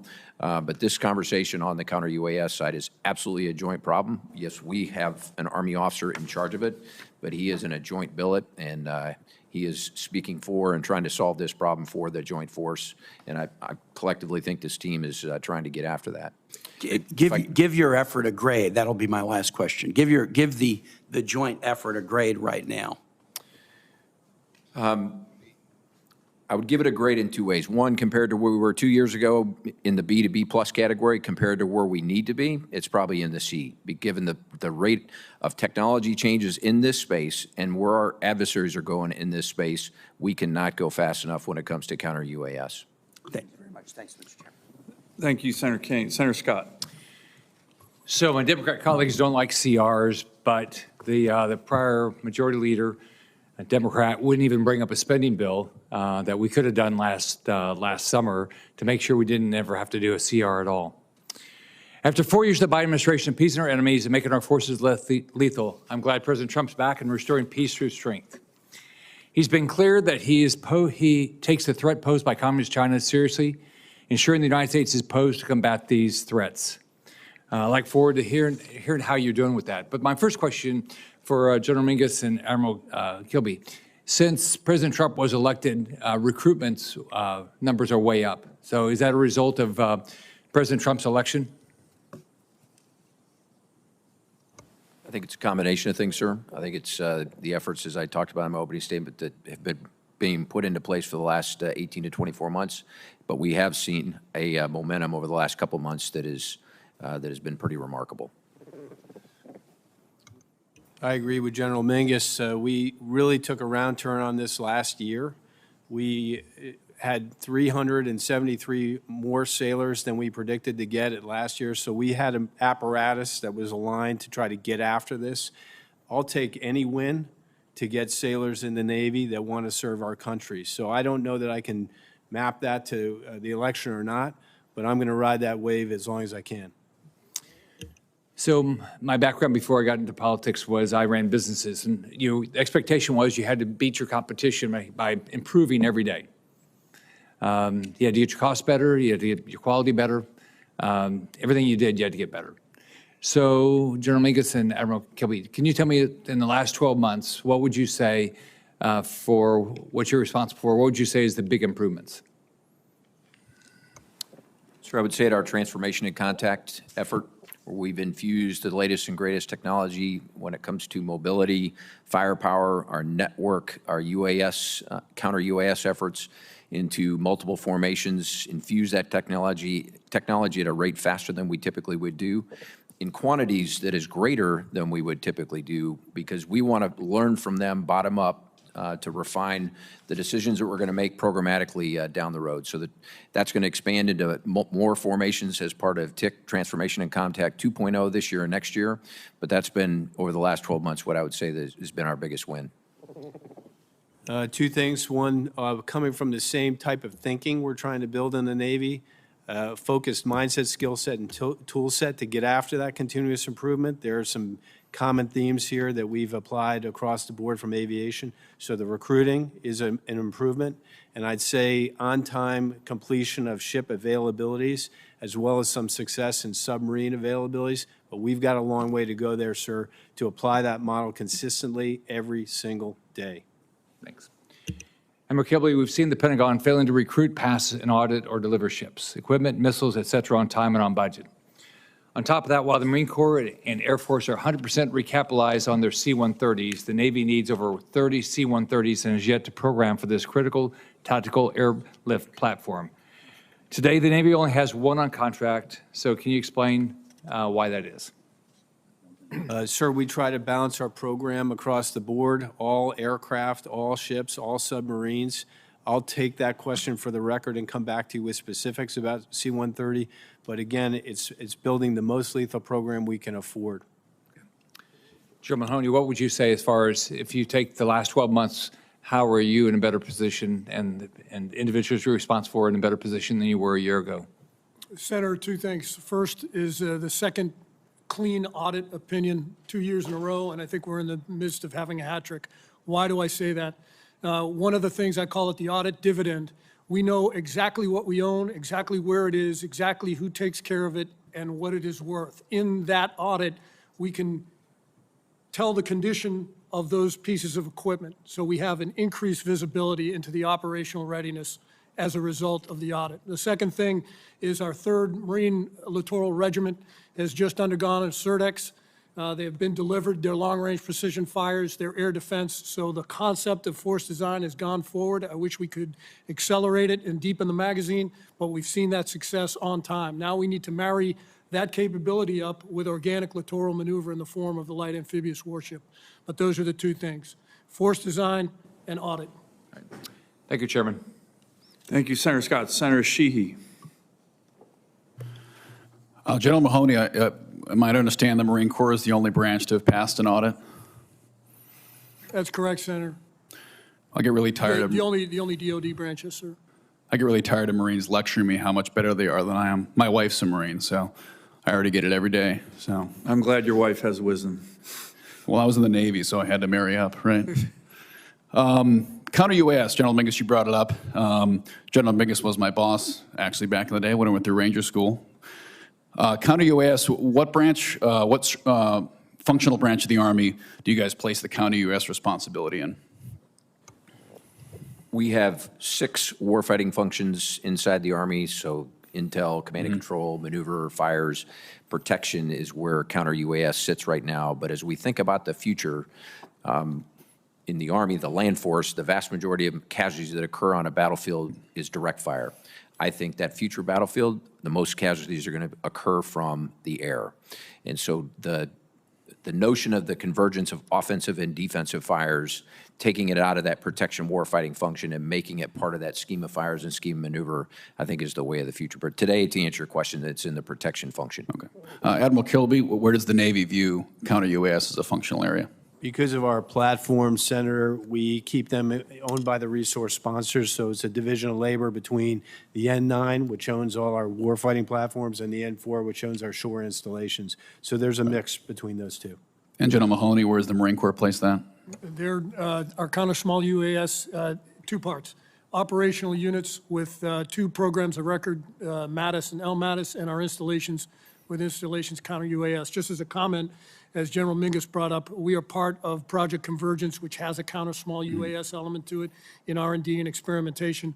We're a big part of Replicator 2.0, which also invests in counter small UAS, and we're invested in the program office as well. And General Spain and Space Force, Air Force, where do you guys place counter-UAS as a functional area? From a Space Force perspective, it's very limited. We have very limited involvement. Yep. Senator, we put it in the protection function as well. It's with our defenders. But as was mentioned by by the other panelists, we're in the process of evolving that to the operational function. And so it's a blend of our both defender force and our operational force as we go forward. Well, I asked that because I actually was one of the manufacturers of the MATIS program back in my former life before I came here, so spent a lot of time on the range with your air defense, lab platoon Marines working with that. And what I found as we worked with all the branches is each branch understandably had a very different view of where the CUAS function fell and how they viewed it. You know, the Air Force was very much looking at it from a security forces perspective, fixed installation defense. The Navy, of course, was focused on it from a shipboard when the Boxer had its incident with Iran in 2019. The Army, of course, had more of a EW. They really viewed it kind of as an electronic warfare issue. And what I found was, as each branch looked at it through their own lens, the Joint Capabilities Office really struggled to coalesce that into an acquisition vision that actually worked, and they ended up just buying any shiny object that was dangled in front of their face, and it led to kind of the schizophrenic approach to it. It's not a criticism, it's just the reality that as that technology was developing quickly, it was hard to meet all the needs. So I think trying to determine whether it's a specific MOS or actually assigning a functional area within the branch that say this is a fundamental change in battlefield tactic technology, as we see in Ukraine. I mean, every single day, whether it's FPVs or beyond line of sight drones, it's not transforming warfare, but it is functionally transforming how maneuver units will behave on the ground. And I think treating it as a subspecialty that's branching off whatever convenient areas there, vice focusing on what really is a core capability, in my opinion, would help coalesce the operational vision for what counter-drone looks like. It'd also help streamline the acquisition process so we can find that good technology quickly and field it quickly. But then also there's the offensive aspect where, we think of offensive drones as Reapers and Predators dropping Hellfires, and then we're defending against small drones, but we are not, as far as I can tell, adopting small UAS organic to our maneuver elements.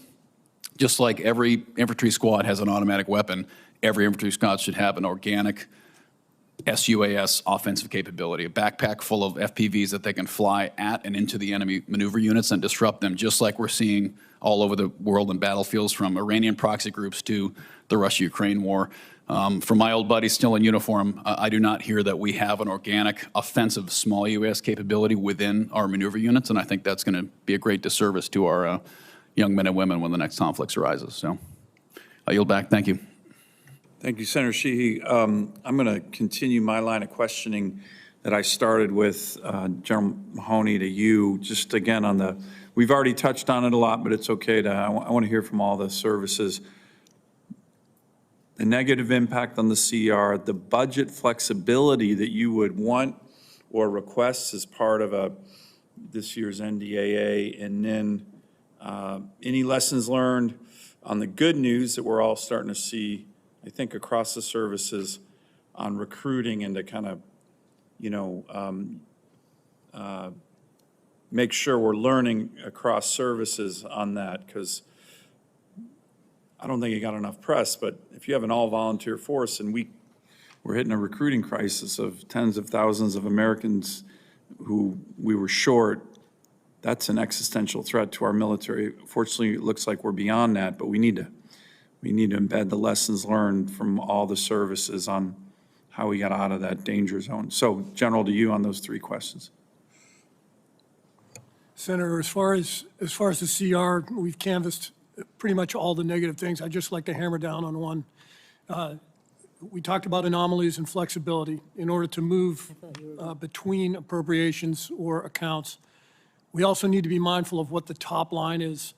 If there is only so much top line from which to flex or to move, we're going to rob from one account to pay for another. Examples might be inflation that outpaces the plus up, pay raises that were not planned for or budgeted but are must-pay bills. That money will come from somewhere.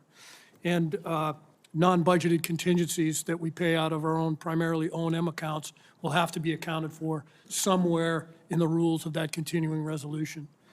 A knock-on effect specific to the Marine Corps is if, and it's already been touched on by Admiral Kilby, if ship maintenance or shipbuilding or procurement or anything that touches amphibious shipping, it will have a knock-on effect to the Marine Corps, as I spoke about with Senator Hirono earlier.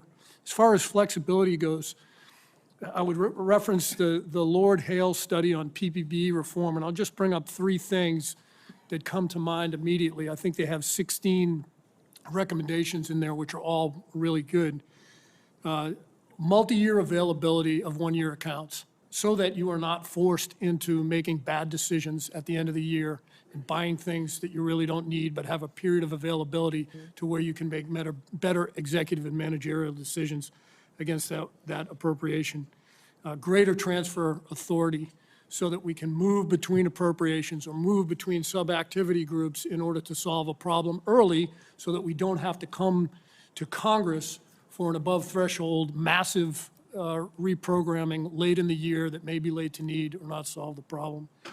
And lastly, and I'll let it go, is multi-year colorless appropriations, to have flexibility within a portfolio to strengthen where you're weak and move money around to make sure that you can get your objectives attained within an account. So multi-year availability, greater transfer authority, and multi-year colorless appropriation. And we did the last one, and if you think of MRAP and you think of JATO back in the day, that worked pretty well to get things done at an accelerated pace. I'm running on here, but recruiting. For us, three things. We have a brand that we will not back off from. We believe that that brand is attractive. We believe it is a magnet to a wide demographic of young Americans who will prove themselves physically, mentally, and morally qualified. We will not back off of the standard, and counterintuitively, you maintain a standard at a high level, that attracts people who want to perform to that standard. That's a great lesson, and I think we have to always keep that in mind. all the services, no matter what our recruiting challenges are. It is counterintuitive, but it works. So thank you for that. And lastly, Senator, I already talked about it in detail, and that is our recruiting force. Yeah. A breed apart, who are hand-screened, selected, incentivized, promoted. And as I said, when they get back in the fleet, as you know, they're some of the best staff NCOs and officers we have, and they become Sergeant Major of the Marine Corps Yep. and Commandant of the Marine Corps. Real quick, General Guetlein, can you just hit on these three questions? Try to be concise. I'm going over my time here. I want to be respectful to my colleagues, but I do want to get through this issue of CR, budget flexibilities, and recruiting. Yes, Chairman, I can go pretty quick. From a CR, it's a huge challenge. It's very, very inefficient. It does impact us, especially because we are the smallest force with the smallest budget. So any churn in our budget is a huge hit to us. As far as what we would ask for flexibilities, I agree with the rest of the staff, new starts. We are seeing an enormous amount of threats emerging every single year, and it is very hard to get after those threats when you have to wait 2 to 4 years to get the budget to get after those threats. So anything you can do, budget flexibility for New Start Authority. PE consolidation, the ability to move money between programs would be hugely beneficial. And then the multi-year procurement, multi-year execution authority that General Mahoney talked about. As far as recruiting and retention, we've actually got a much easier problem because we have a much smaller force. But we are seeing two volunteers for every recruit that we take into the United States Space Force. So we're able to be very, very, very selective for high quality. 15%, almost nearly 15% of our recruits have some college level of education, to include all the way up to masters and PhDs. We are recruiting objectives were met the last 4 years in a row, 104% for our enlisted, 101% for our officers, and we're looking at continuing growth in the future, and our retention rate has been in excess of 98%. Wow, great. That's great news. Great job, General. Senator Schmidt. Thank you, Mr. Chairman. And Admiral Kilby, I want to direct this. I've question to you. I feel like the fever has broke finally on this obsession that the previous administration had with DEI. That's a good thing. The previous administration also treated climate change as a national security priority. I actually had one of the more ridiculous exchanges in my first couple years here with Secretary Del Toro, who told me Admiral Nimitz would have cared about climate change too. This is sort of like the Twilight Zone. But we have issues, right, in shipbuilding. Now that we're refocused on warfighting capability, what should Congress do to prioritize modernizing the fleet as opposed to this political stuff? Two things, sir, super important for us is to keep our maintenance going. Got to get our ships available. I'm not going to build a whole mess of new ships in 2 years, so I've got to get the ships I have up to speed and available. The other thing we can do is continue to invest in munitions. I think the lead time for them is shorter than a ship, so we must renew our magazines so we're ready to fight if called. Okay. And then for sticking with you, Admiral Kilby, and then also for General Spain, if we had to fight a peer war in the next 2 years, what would be our greatest capability gap, and what should Congress do to address that? I'll start first. Again, munitions, long-range munitions, preferred munitions are an area where we need to increase our productivity as a nation. And then from just a general sense, our capabilities are pretty good with the exception of that munitions quantity, but our capacity is a problem. So getting those ships and funding available out on time will result in a greater capability overall. Senator, thanks for the question. To your point, in the next 2 years, the greatest challenge for us is going to be regaining the sustainment edge in our current fleet. The lead time required for parts and supply within that time frame would require an infusion to help us with our aircraft availability, our mission capable rates, and training our flying force to be ready within that window. In addition, some flexibility on new opportunities with technology in terms of asymmetric capabilities that would enable us to to actually inculcate our force design, which calls for both high-end exquisite capability paired with low-end, low cost per effect, massive capability that can augment the air component commanders who are in the field. Sounds like NGAD. Might The be. exquisite would be, NGAD would be an example of the exquisite, yes, Yeah. sir. General, I guess with the time that I have remaining, General Mingus and Mahoney, just wanted to ask if sort of the similar theme of flexibility, if you had unrestricted funding for readiness, how should that be spent first? And in order to get that high-end capability, what would we be doing? Like if we're in an era of scarcity, right, that we have to accept at some level, what is the level of priority, or what are the priorities? For us, I would say, well, the second one would be just what Admiral Kilby talked about, our magazine depth, precision-guided munitions, long-range precision fires, and the ability to scale rapidly at time of crisis and conflict. So it's one thing to bring production rates up, but it's another to have the ability to rapidly scale at time of crisis and conflict. And the other would be support. And let me just, how would you rate where we're at right now on that front? Because I've heard that, I agree with that. Where do you think we're at with that? Well, just using 155 as an example, before the Russia-Ukraine conflict, we were producing at 14,000 rounds a month. We had a high water mark in November of 42,000, ramping to 70 by this summer and 100K a month by this fall. So that's a 2-year journey. We've got to be able to do that in months, not years. And it's about automation and robotics. People are hard to bring in, let go, bring in, let go. And so the key to all this is automating those both organic and defense industrial systems and bases to be able to do that. And then the second place that I would put that money is in our transformation efforts that I described earlier, our TIC 1.0 and 2.0. The end result of that infuse of technology into those formations is they're more lethal, they're more agile, they're lighter, they can get to places much faster, and they are just better formations that are designed, purpose-built for the next fight, not the last fight. Senator, if I had a three-part wish list, the first one would be to accelerate our force design to ensure victory and more killing power in the contact layer. I agree completely with depth of magazine across people, parts, programs. There's several things that we don't have enough of that we need to build more and deepen that. If anything, what Ukraine, what the Levant, what the Houthis show us is that the short, sharp illusion is just that, a short, sharp illusion. We need to shoot, we need to be able to take a hit, we need to reset and get back in the fight. Secondly, our force gen platforms are, and specifically our barracks for our Marines. If we're going to count on them to generate a lethal force, we've got to provide them the quality of life and the living conditions that they rate.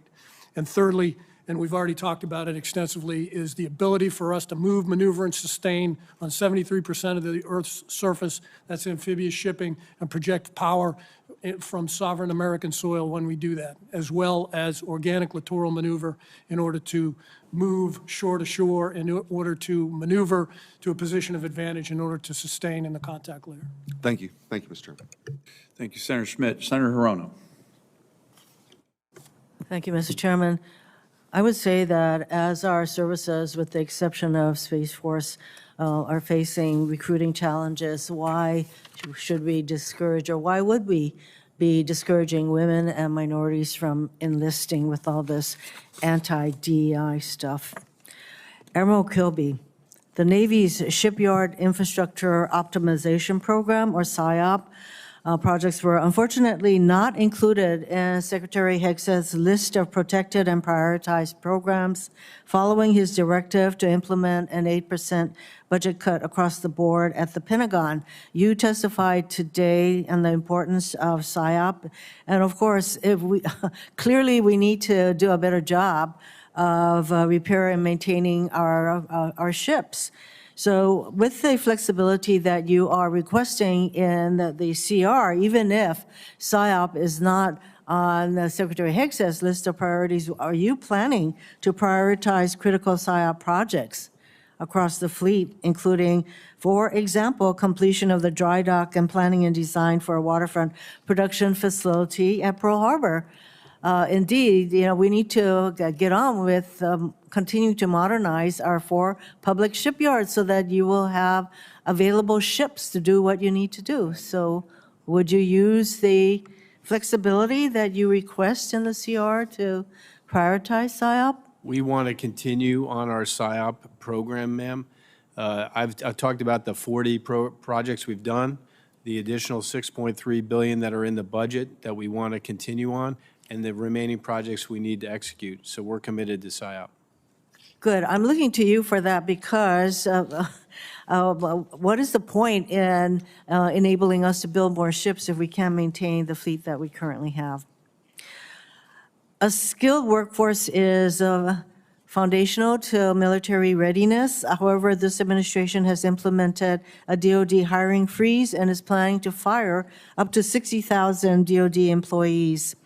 DoD is eliminating people across the spectrum, from firing general and flag officers without cause to removing new and motivated employees. These would be the employees who had just gotten hired and are being trained. And you would think that we would want to keep those folks, but the people in probationary status are among the first to go, as happened across the administration. For example, the VA, which is already strapped with the need to hire people, they just eliminated some 2,400 employees and about to eliminate 83,000 employees going forward. So, gentlemen and Ms. Maurer, how are these personnel actions impacting the hiring, training, and retaining of a skilled national security workforce? Briefly. You can say it's not helping. I'll start. Specific to the Marine Corps, we started our leaning out process 6 budget cycles ago in accordance with force design and talent management. So we're at the start game of this exercise for us. We're pretty lean. So any cut is going to have some impacts. However, of the 2,300 employees that we've identified, we've got protection, either exemption or exclusion, down to a number south of 75. Not without impact, but manageable from the Marine Corps standpoint.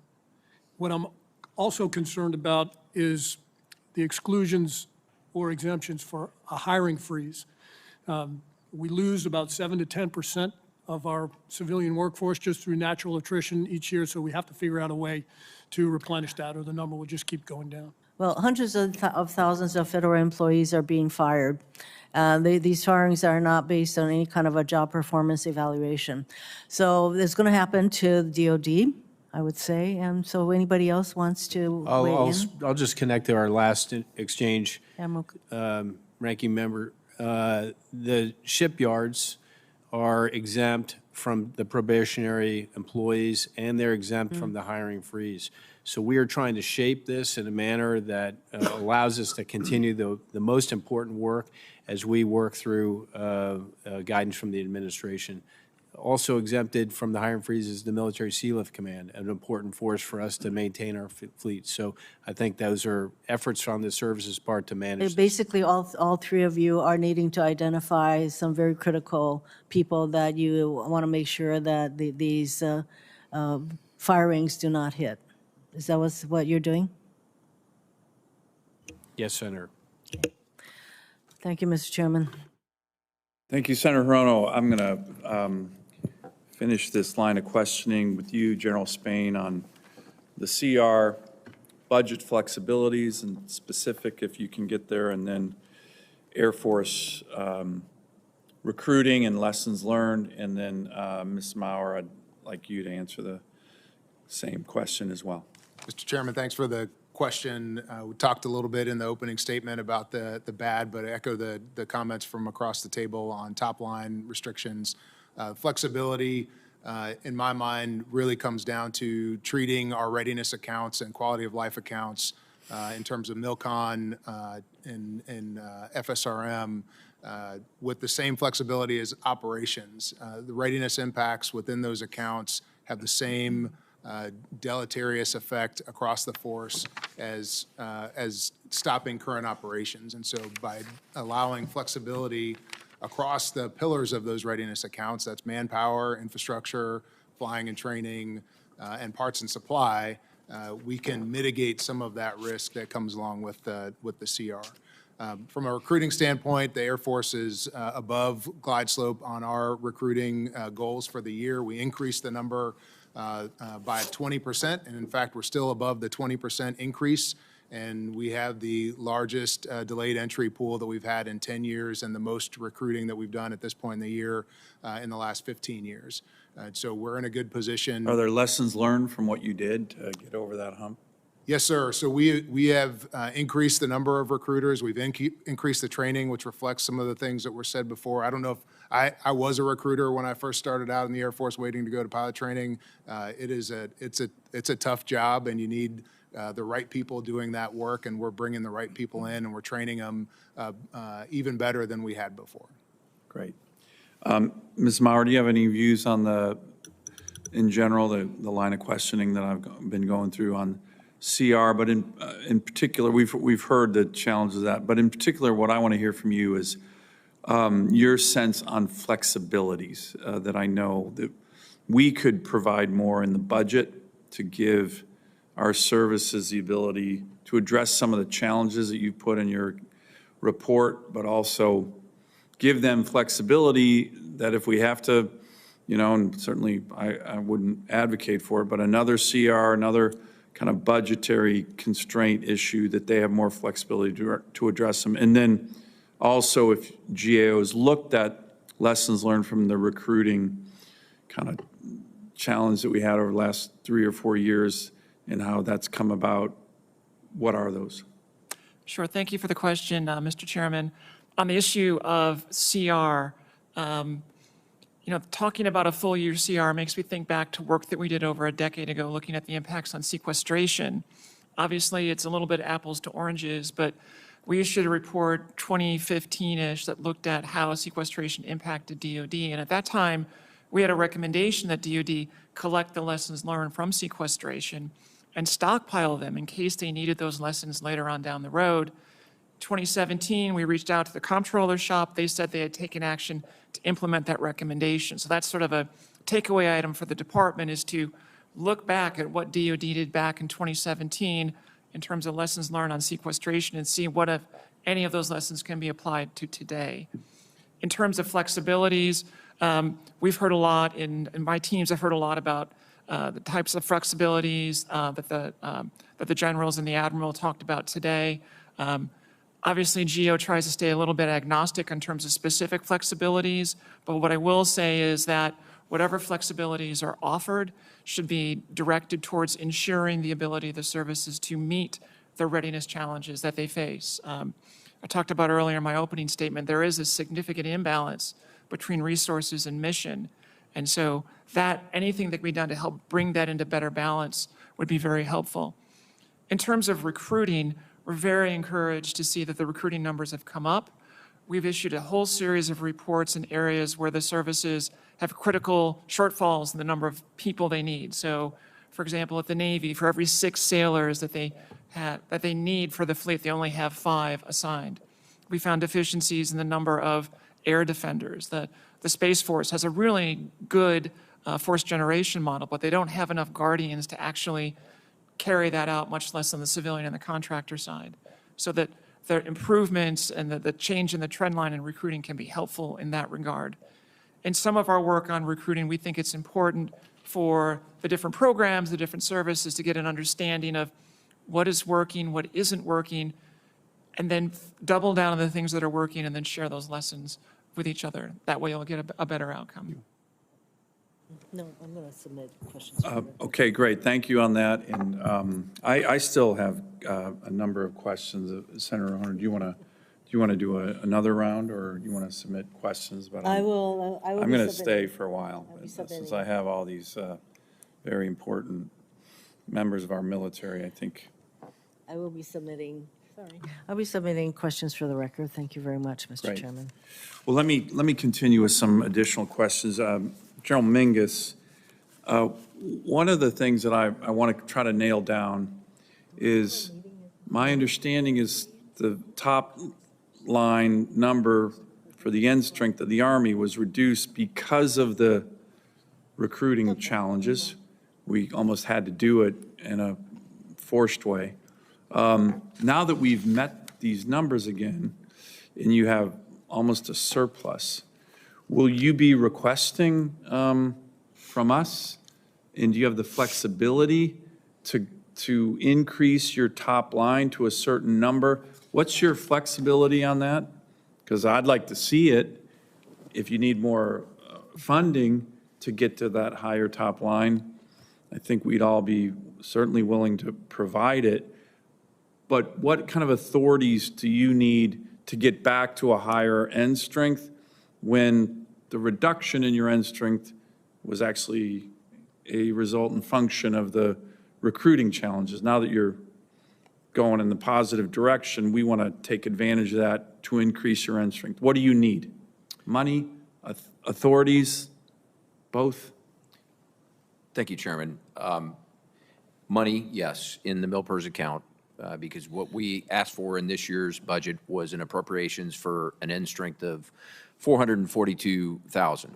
What I believe will happen if the trajectories remain consistent with where they're at today, we're going to end this year somewhere between 449,000 and 452,000. So almost 10,000 over what we believe will be appropriated from a military pay and allowance account standpoint.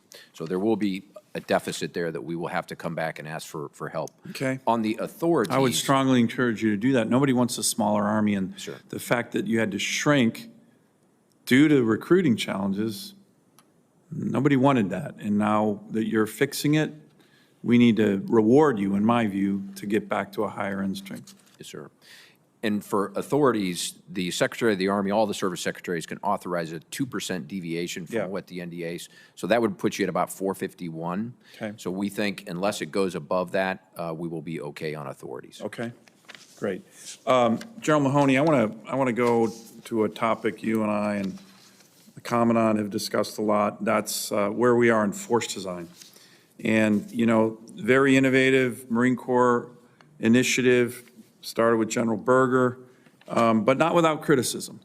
And anytime you innovate, you're going to get criticized. There's no doubt about that. I think the Marine Corps has gotten ahead of the curve on a lot of issues relating to drones and loitering munitions and, you know, light, flexible forces that can move with weapon systems that can take out Chinese shipping. All very innovative. However, one of the criticisms was that the divest to invest strategy divested too much combat power.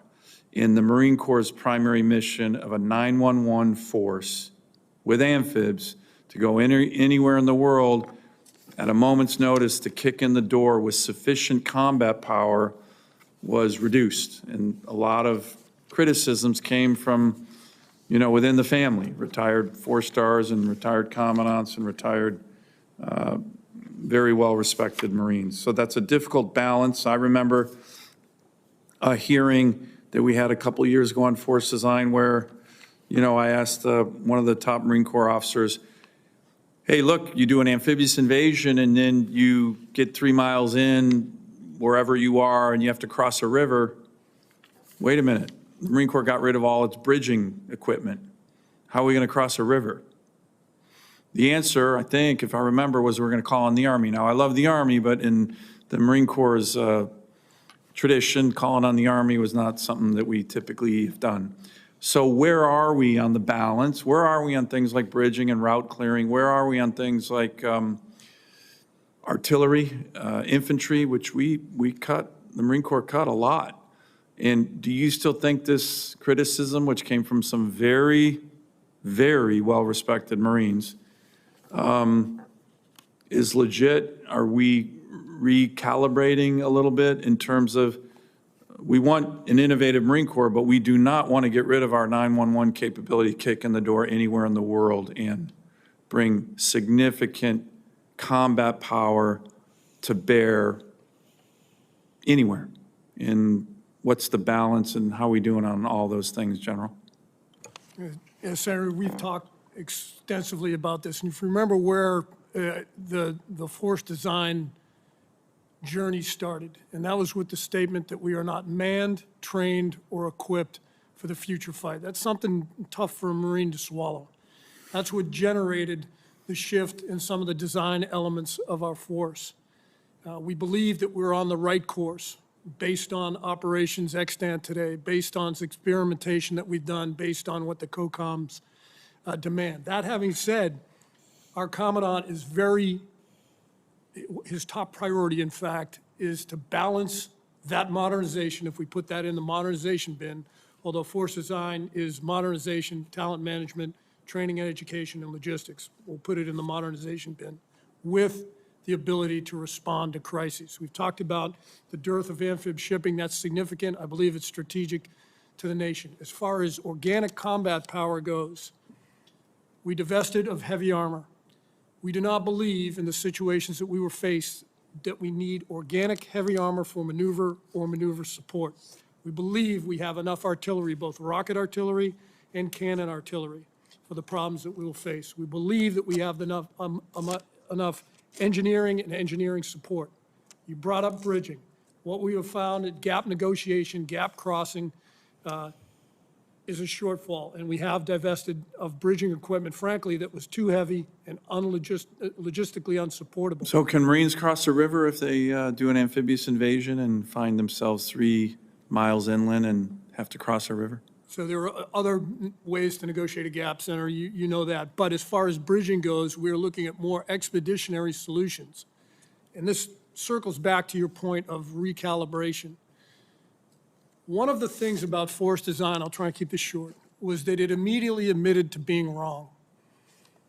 We were to challenge all the assumptions along the way. If we found an assumption wanting or invalid, then we had to adjust to satisfy and verify that assumption. We have looked very closely through what we call the campaign of learning at those assumptions. We have adjusted the size of a battalion. We have adjusted some of the aviation capabilities we have. We have adjusted some of the weapons that we have either bought or not bought. And to your point, we're looking hard at expeditionary solutions to bridging.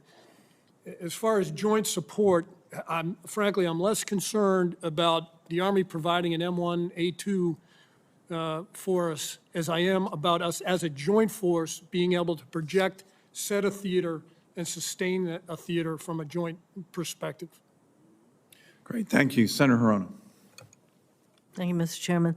In 2019, the Secretary of Defense discontinued certain tasks at the border after determining that service members were not performing military functions, and the continued support would negatively affect military readiness and morale. I think that is an important aspect of what is happening, the impact on morale.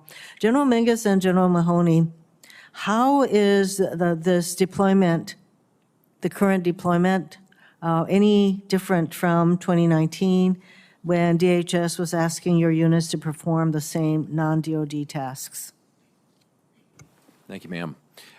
We've been asked to defend and secure the border, and we're gonna do that. That's a priority for this administration. We're gonna execute that mission as we've been asked to do. Over time, as we build, anytime you're asked to defend, it has 3 critical components: a physical, a technical, and a human. And as those physical and technical things come online, as our Secretary testified, the human resources associated with this mission set will come down. But to answer your specific question, the lessons we learned from 2019 is the troop to task, as we like to use, was a 1-for-1. Detection and monitoring, POE support, admin support, data entry, et cetera. And so there was no time to come offline to continue to train and do their mission. So it doesn't sound much different from No, what was going on in 2019. This time, we're going to make sure that the troop to task allows for rotations so that the degradation in readiness is not as substantial as what we saw in 2019. That remains to be seen. And Do you have something to add? Senator, similar but not the same. We've been on the border, as it's been stated, for a while. The mission has changed with this recent evolution, where we're primarily executing engineering tasks and engineering support tasks, think barrier emplacement, but we're also executing intelligence tasks. And in both of those, there is training value, especially for the intelligence analysts, to collect and analyze what is a very complex situation.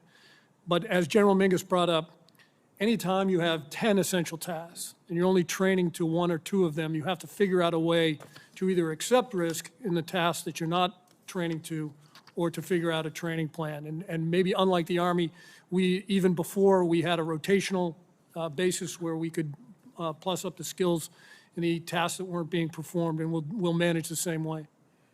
There's right now. actually, from what you're testifying, you are needing to find some tasks that our military people are doing on the border that somehow has more relevance to what they should be doing in the military, and that perhaps if you had your druthers, your people would not be in the border at all, especially as border crossings are at an all-time low.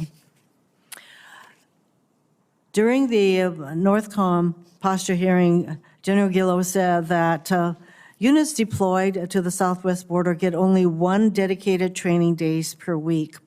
General Mingus and General Mahoney and Ms. Maurer, is 1 day a week normal for military training? Depending on which cycle you're in, ma'am, it could be normal, but I'll go back to where I talked about before, is it's the ability to cycle people in and out of their tasks associated with the border mission versus going back and the ability to train on their mission essential tasks. The other thing I would offer, and this is going to expand on General Mahoney, is that at the highest level of our doctrine, the Joint Force has to be able to execute offense, defense, and stability operations simultaneously. This is a defensive operation, and so there is training value associated with that. Is it going to be the same as if they went to the National Training Center? Absolutely not. But there's still value to be had if the leadership takes the right approach to it. And Senator, I'm not familiar with exactly what NORTHCOM said, but I would maintain that our engineers and our intel analysts have had far more than 1 day of training to train for this mission. For obstacle emplacement, for intelligence analysts, they undergo a whole battery of training to prepare them for just this support. to the So civ- you're saying civilian. that our troops on the border are actually getting equivalent, something that is equivalent to more than 1 day a week in training. So, you know what, I mean, I would like, I think that you're doing your best to be very forthcoming in your assessment of your troops being deployed to the border. And clearly, you can do all you're doing your best to enable these people to be getting the kind of, some sort of equivalent training, but it is hard to, frankly, it kind of stretches the imagination to think that that is happening and that they are not losing the kind of training and opportunities to train that would be the case if they were not Senator, deployed. from a GAO perspective, I'll just say Yes. real briefly that I think back to one of my previous jobs at GAO. I was on our GAO's Homeland Security and Justice team, and we obviously, that team continues to do oversight of DHS. And I think about all the capabilities that currently exist within CBP and ICE and other federal law enforcement agencies on the border. I think from an oversight perspective, it would be interesting to pursue what those agencies are doing and at what point are their capabilities insufficient to meet the mission needs on the southwest border. Now, we're not looking specifically at that topic right now, but I think that's something valuable to think about. But from a readiness perspective, one of the trends we've seen over the years is there can sometimes be a tendency to look to DoD to perform functions that can also be performed by the domestic and civilian agencies. In many cases, that's definitely warranted, but DoD comes in with a heavier footprint, it costs bigger dollars, and it does have a readiness and a mission and a resource trade-off for the department as well. Yeah, of course, a flight using military aircraft to take only about 100 people to another country costs over $2 million. That is not a very efficient use of military resources. You raise a good point, Ms. Maurer, and up to date, we have not received information from either the Homeland Security or the DoD as to the need asserted for the troops to go to the border. We await that kind of information, but until then, highly questionable. Thank you, Mr. Chairman.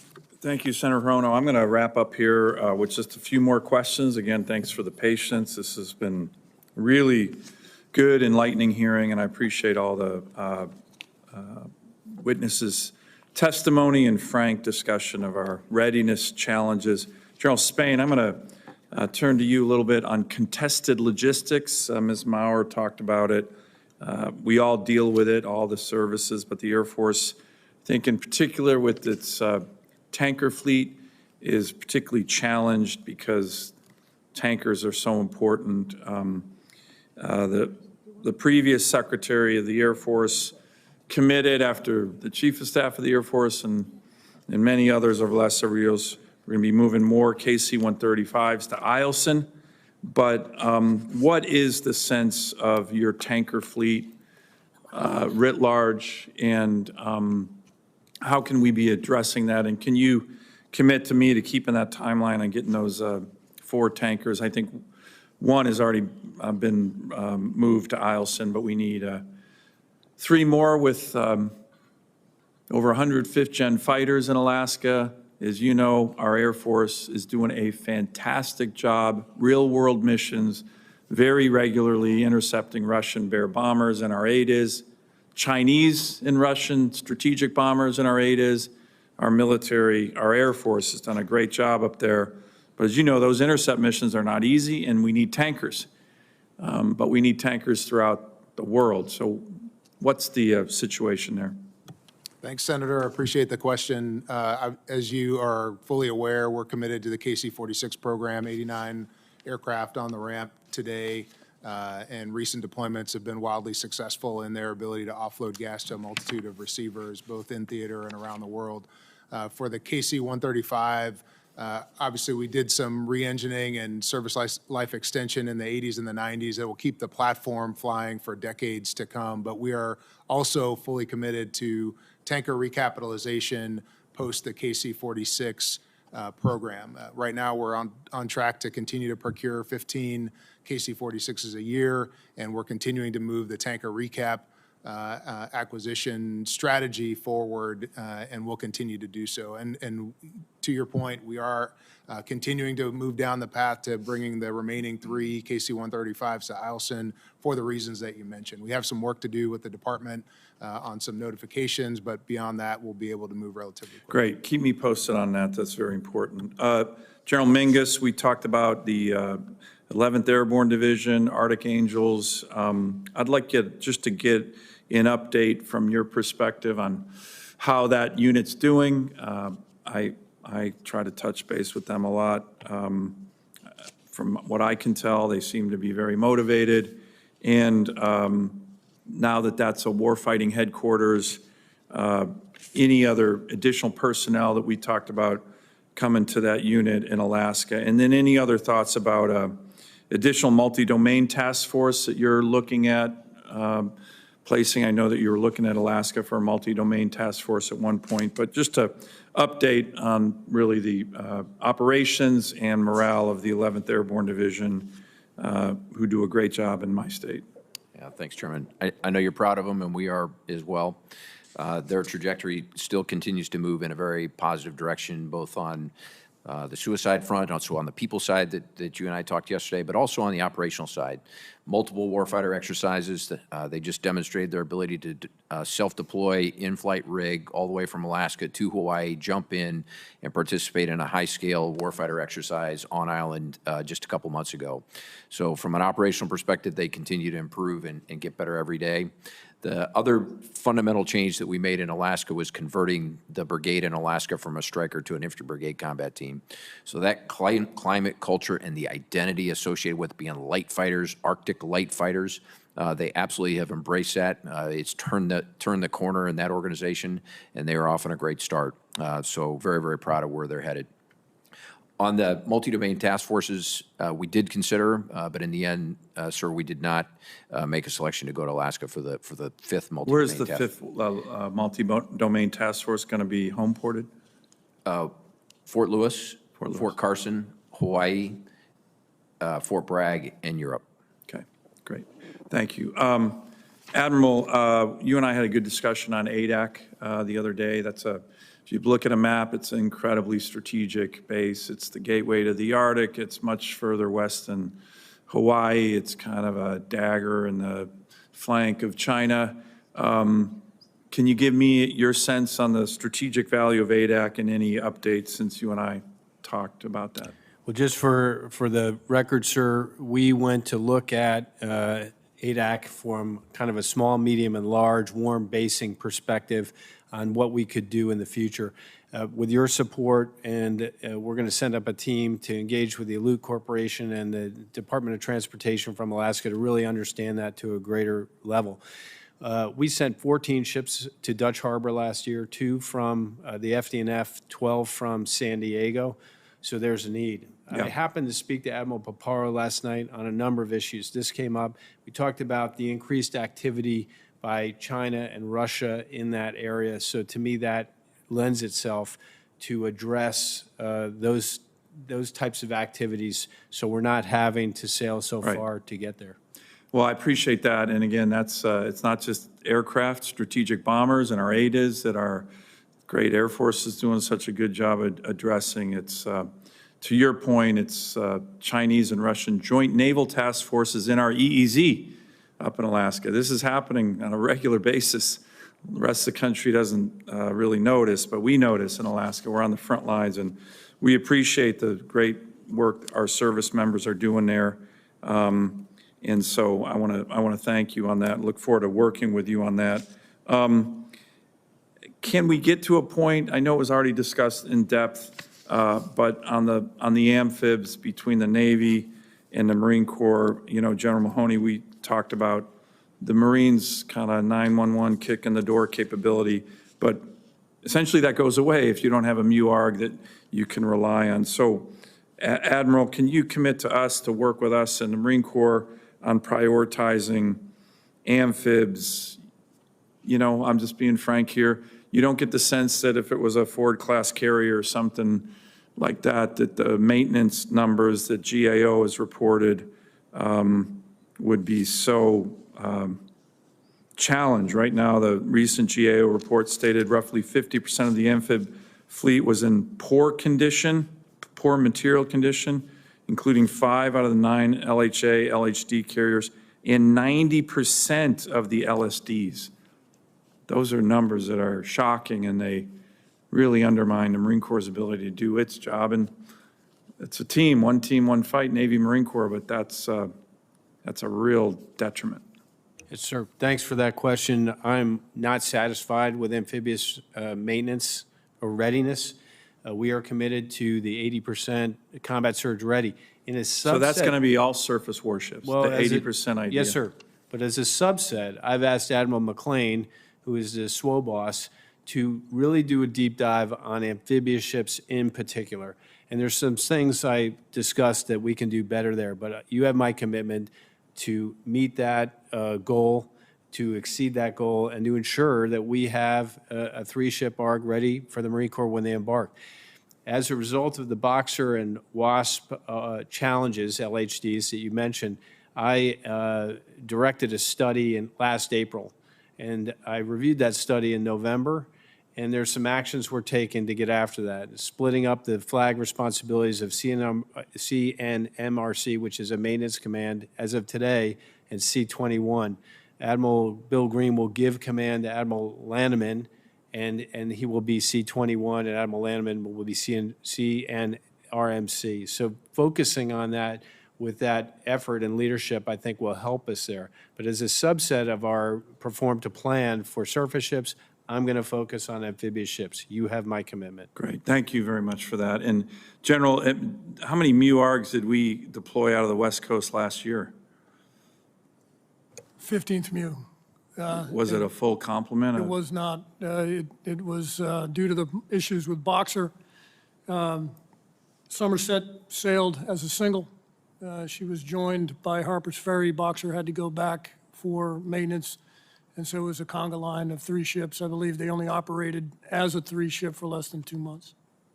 And we need to fix that. My final question is a bit of a complicated one, so I'm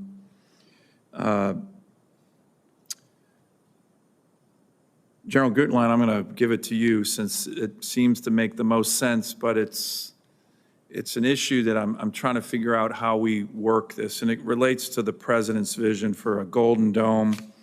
As I mentioned, have drafted legislation with Senator Kramer that we're hoping is going to be bipartisan. It's very comprehensive in terms of missile defense for the country. But I think most people would be surprised that missile defense for America really, really strongly entails pretty much every service right here. Of course, there's a space-based component that's in my bill. There's an Army component. General Mingus, as you certainly know, the 49th Missile Defense Battalion is a U.S. Army battalion at Fort Greely that really protects the whole country right now. I love their motto, the 300 protecting the 300 million, but all the ground-based missile interceptors protecting our country are at Fort Greely. This bill would dramatically plus that up. Admiral, this bill has a lot of Aegis Ashore focus in Hawaii, for example, and other places. So, and then, of course, General Spain, the Air Force plays a huge role in missile defense. So my question is, as we're working on this, I've briefed Mike Waltz on our bill, I've briefed Secretary Hegseth on our bill, I've even briefed President Trump on the legislation that we put together after the executive order came out. So I know the Pentagon's really getting on this, but how do we coordinate? What's your sense? And General, I'll start with you as the Space Force service here. What's the best way to try to integrate and work together? This committee wants to work with all the services, but it is an integrated effort. It literally is Space Force, Air Force, Army, Navy. The Marine Corps, I'm sure, has some tactical element to it, General Mahoney, but this is a full service approach. What's the best way that we can work together legislatively, of course, with the President's executive order, but the full Pentagon integrating the different services, all of whom play an important role? I think a lot of Americans would be surprised that, you know, the cornerstone of missile defense, which is in Alaska, all the ground-based missile interceptors commanded by the Army, all the major radar sites, particularly the clear Space Force Air Station with the new long-range discrimination radar. How do we integrate that, General? And if anyone else has a thought on that, it's a really important issue. It's a really good vision that the President has put forward. We just need to operationalize it between the Pentagon, the Congress, and we need to get on it. And Ms. Maurer, if you have a view on this as well, I'd welcome that. So General, why don't we start with you?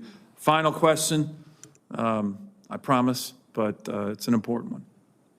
Thank you, Senator. It is, let me start with, it is a very bold vision that's going to have a lot of complexity to it, as you said. The good news is we just met with the Vice Chairman yesterday in the Joint Requirements Oversight Council. So we had all the combatant commands, we had the OSD staffs, we had the service staffs, we had NGA, we had MDA, and the National Reconnaissance Office all present in that room talking about what is it going to take to get after something of this magnitude. I would compare this, the only time that I can think of in the history of the United States where we have gone after something this complex was the Manhattan Project. That's how complex this capability is going to be. But I want to tell you, it's not complex because the technology is going to be hard. It's complex because of the number of organizations and the number of agencies that need to be involved, as you said, as you're going around through your question. Organizational behavior and culture are going to be our two biggest challenges. The way to get through organizational behavior and challenges is we got to make sure, first and foremost, that we have one entity in charge that has the full support of the nation, from the President, from the Hill, and from the American people on down. That person or that entity needs to be empowered and resourced to make decisions across organizational boundaries. And is that, do we have that yet? We do not have that yet. That is Okay. what was in discussion. That's what we talked about yesterday with the Vice Chairman. We're going to talk about it next week with the Deputy Secretary of Defense. Good. And the Secretary of Defense owes an answer back to the President by the end of March. Good. And we are on path to do that. But not only is it an organizational challenge between agencies and services, but we also need to bring the full blunt of our industrial base into the equation and empower them to be successful, harness their innovation. That means we need to embrace the non-traditional contractors and get their ideas and get their capabilities on the table. By the way, they are really motivated, those non-traditional contractors, to play an important role here. So I'm really glad you're highlighting that. Yes, sir. We've had numerous industry days. I've taken numerous meetings. The Missile Defense Agency had an industry day, trying to look at the whole of the U.S., not just the government, but the whole of the U.S. to get after this problem. We are also having conversations with our allies. Can the allies bring capabilities to the table? The Canadians are very interested in partnering with us on the protection of the homeland. They would like it to be the protection of the continent. So we're having those kind of conversations as well. It would be great to see the Canadians participating and helping fund missile defense. Right now, it's my distinct recollection that they don't participate hardly at all. They don't do anything on NORAD missile defense. They do participate in NORAD. They do not participate in the Missile Defense Agency. Yeah, they need to participate in missile defense. If a rogue North Korean missile is shot into our continent, we're not going to wait to see if it hits Chicago or Toronto. We're going to shoot it down. Canada needs to step up like they haven't been on defense spending. It's been woefully inadequate as a wealthy NATO member, and they need to do it on missile defense too. I've been pressing the Canadians for years on this. They don't put any money into missile defense, and it's not acceptable. The last element that I would bring to bear on here, as we start to look at the authorities and start looking at the accountability, everything we've talked about in this session today, dealing with the continuing resolution, also comes to bear. This program, to be successful, has to have funding stability. They have to know that they're going to have those resources from year to year to be successful, or else they're going to be very inefficient and they're going to suffer a death by 1,000 cuts through fits and starts and stops. That is an outstanding answer, General. I really appreciate that. Any other comments, Ms. Maurer? Do you have very quickly, Mr. Chairman. So we issued a report a couple weeks ago looking at sustainment of missile defense in Guam, which I think could be, in a sense, sort of a preview of potential coming attractions. And the General's point is definitively spot on about the sheer complexity of the number of organizations. That report, we had probably the most complicated org chart that I've ever put in a report that I signed out under my name, because there are so many different organizations. That's just Guam, which is a small island, as you know. So getting arms around that challenge is going to be important. The second point I'd like to make is that thinking about sustainment, that needs to be part of the conversation from day one. That's been a continuing challenge in the missile defense enterprise. The Missile Defense Agency develops and purchases the technology. In theory, it's handed off to one of the services to operate and sustain.